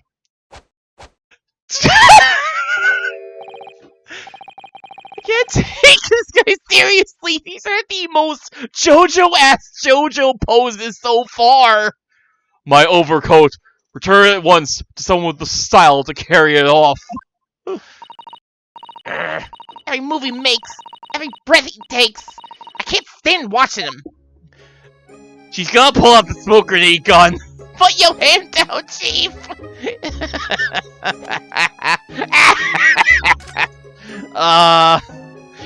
So, Gina, what do you have to say about this dandy here? Mrs. Strays, what the gentleman is saying? What do you think? It's all lies, isn't it? Obviously. I swear I'm alive. I ain't never laid eyes on that dandy before. Let's hear it now, you little ragamuffin. You stole it, didn't you? That ticket you brought in here just now. Straight like Holmes. I mean, Sherlock Sholmes is very much a thing in this game. Wait, was there a Gina Lestrade in the Sherlock Holmes novels? No, I swear to God. It was barely an hour ago. I was walking along the street, minding my own business.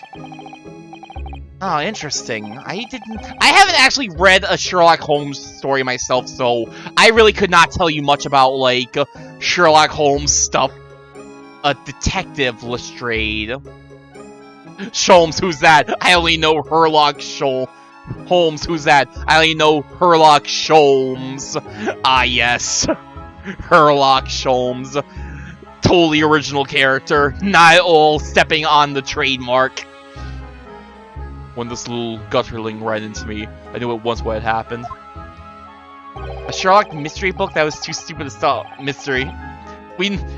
Words hard, I understand. Words hard, I know that pain. I've been robbed yet again, I thought to myself. Yeah, again! You get robbed constantly, Mr. Egg Benedict. Those wretched pickpockets. Yeah, again. Oh yes, as you can see, I'm a man of impeccable style. Oh my god. Legally distinct is the best type of distinct. Yeah, he's got the look of Mark written all over him. Totally do a pose and then they take their chance! All the JoJo's poses, it makes you an easy mark! This is the first time that I've been targeted by these backslum scoundrels. Oh my god! Now then, relinquish my overcoat, or I will unleash my hamon on you. Come along now, Mrs. Stray. Give the good gentleman his coat back. None of those will make you look any better. You will just keep JoJo posing. Don't stop. Don't stop. Let everyone know what's in your pockets. If you're going to cause trouble, I shall have no choice but to call the police. Hold on, why does everyone think it's me? You're wearing it! Just look at this dandy coat! You think I'm the dodgy one? I'm sorry, but no one's going to believe you. Well, what about evidence? Yeah! Where's your evidence I've stole something, eh? Come on, let's see it.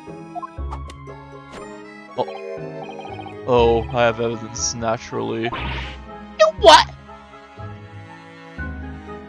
Evidence?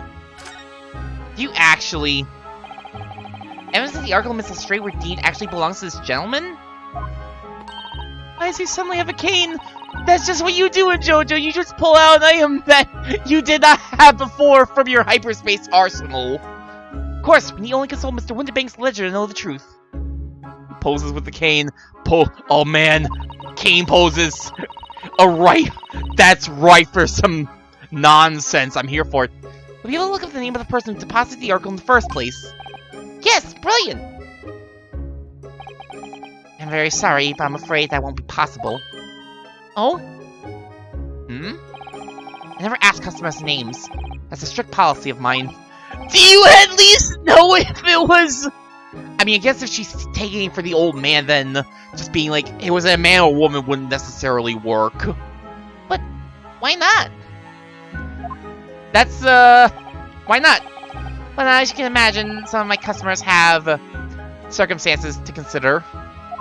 A great many of them prefer to maintain their anonymity. That's quite a way to do business in the 1900s. Yes, I see. But then how can you know if an article belongs to the person asking to redeem it? This is no longer legal! You're obstructing an investigation!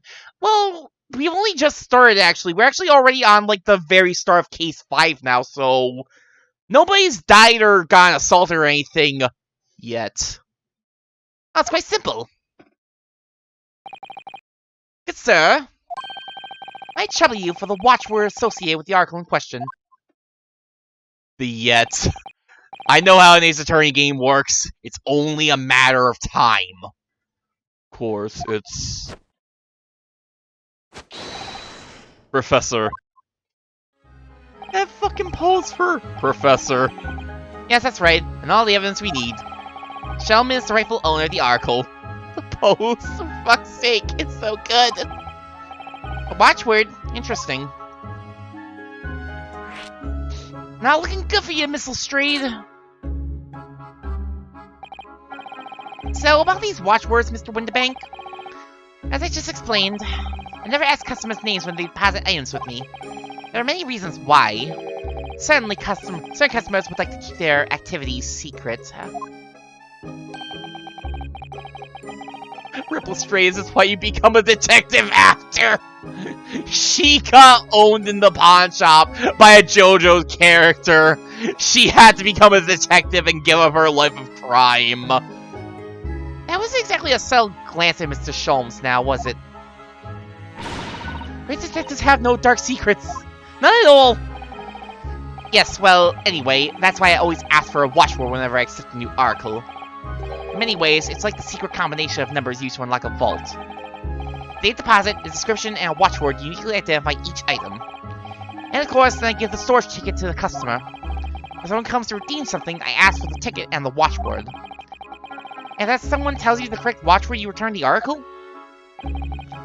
That's right, sir. Yes. Just as soon as the requisite fee is paid.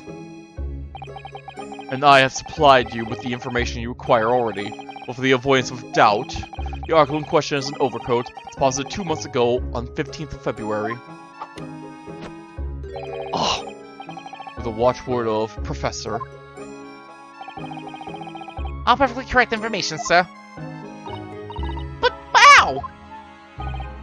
Really, this is beyond a joke now. Well, take that cane to his head! We can only hope that he is a criminal, and thus the cane will get taken to his head at some point in this case.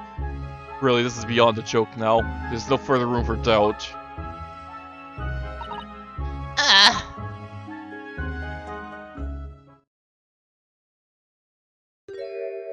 Man, that coat does not match you at all. You should have just left it with her. That hat and that coat do not match at all, sir. I call shenanigans. It looked good on Gina, actually. It really did. Let that be an end to the matter. You just changed coats in the middle of the store. Sure. Thank you for your custom, Mr. Edgar Benedict. I almost forgot about the name for a split second there. What the fuck? With such reasonable rates of interest, I may even decide to come back. I just love seeing Moon just dying in the chat at everything this dude does. It's so much worse with the awful colors. It really is, honestly. This is why I hate grown-ups. Just because I'm a diver, everyone thinks that makes me a liar. In the contents of the coat pockets, if you please, broker. Of course, sir. Here's the disc for you. Just this one? Pardon, sir? I was expecting another, or that is, I deposited another. Another disc? Oh, no! Wait! It's not his fault! Don't you dare! We've already seen what happens when he thinks something is his fault! Do not! Oh dear. I regret to inform you, sir, that what was deposited with me was merely the overcoat. The disc happened to be in one of the pockets. I was completely unaware of it until now. So, Gutterling, you're hiding more of what's rightfully mine, are you? Says who, eh? I know nothing about it. Very well. Get out! That stupid pose! I shall bid you farewell.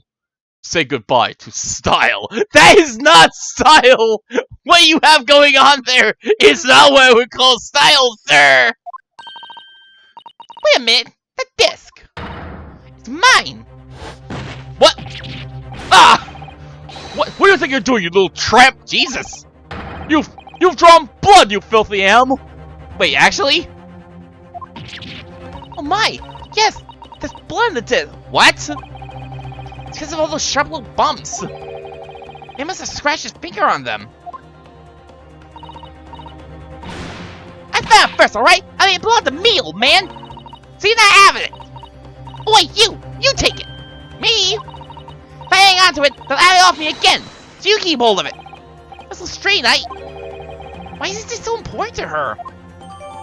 Music box disc. Metal disc used to play music in a mechanical music box. A piece of music which remains unidentified is stored on the disc by means of small protrusions. What's going on here? You there, in the black library. Hand that disc to me at once, please. No! Don't! He's lying! Girls are all liars! What do I do now? How am I going to resolve this?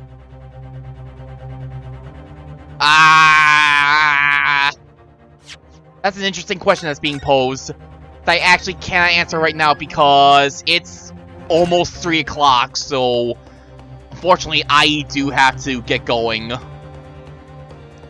I'm gonna go ahead and find a raid target, but thank you everybody for joining me on this very eventful part. I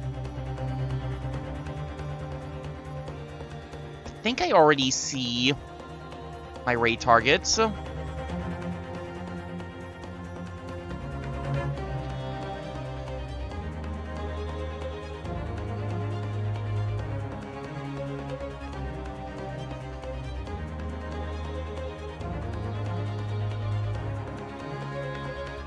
a little awkward because I think this is the 3rd time I'm raiding her since she's one of the few people who's like available for streaming. I do see one other person, but I think they've quit being a VTuber, so I don't know, I feel awkward raiding into non-VTubers especially.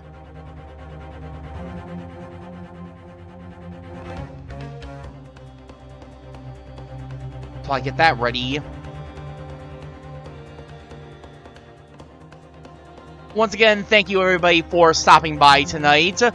Next week, we'll be continuing with Great Ace Attorney. We're on case 5 now. Things are going to get interesting for all sorts of reasons, I feel. Maybe I'll do more Persona 4 on Thursday night as well. There's some safe GA VTubers. If you already have one in mind, then I'm down.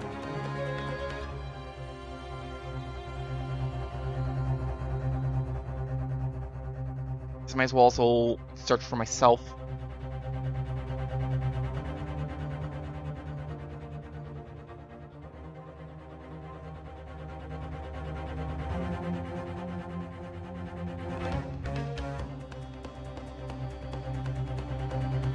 Oh, wait, I think I do see... I see, like, 2 people who are playing Great Ace Attorney right now.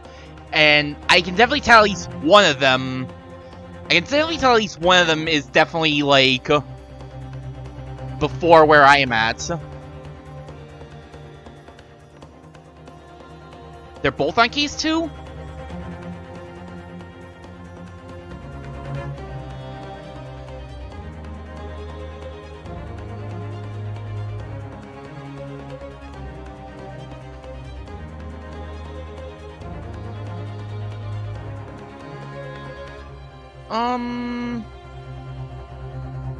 Sure, yeah, let's go with...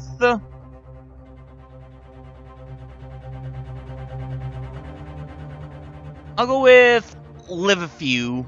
Live-few. I don't necessarily know how to pronounce that.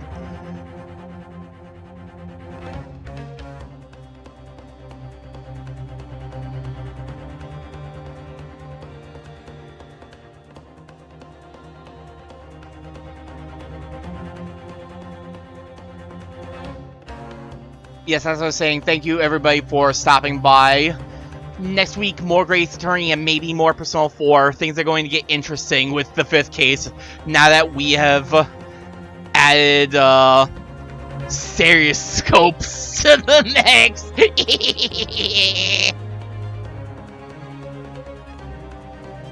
Glasses? No, I'd not had them on the whole time. I think maybe when I was like playing around with the stereoscope count, maybe just now. I don't know. Anyway, go raid. Thank you for joining me. I'll see you for the next stream. See you then.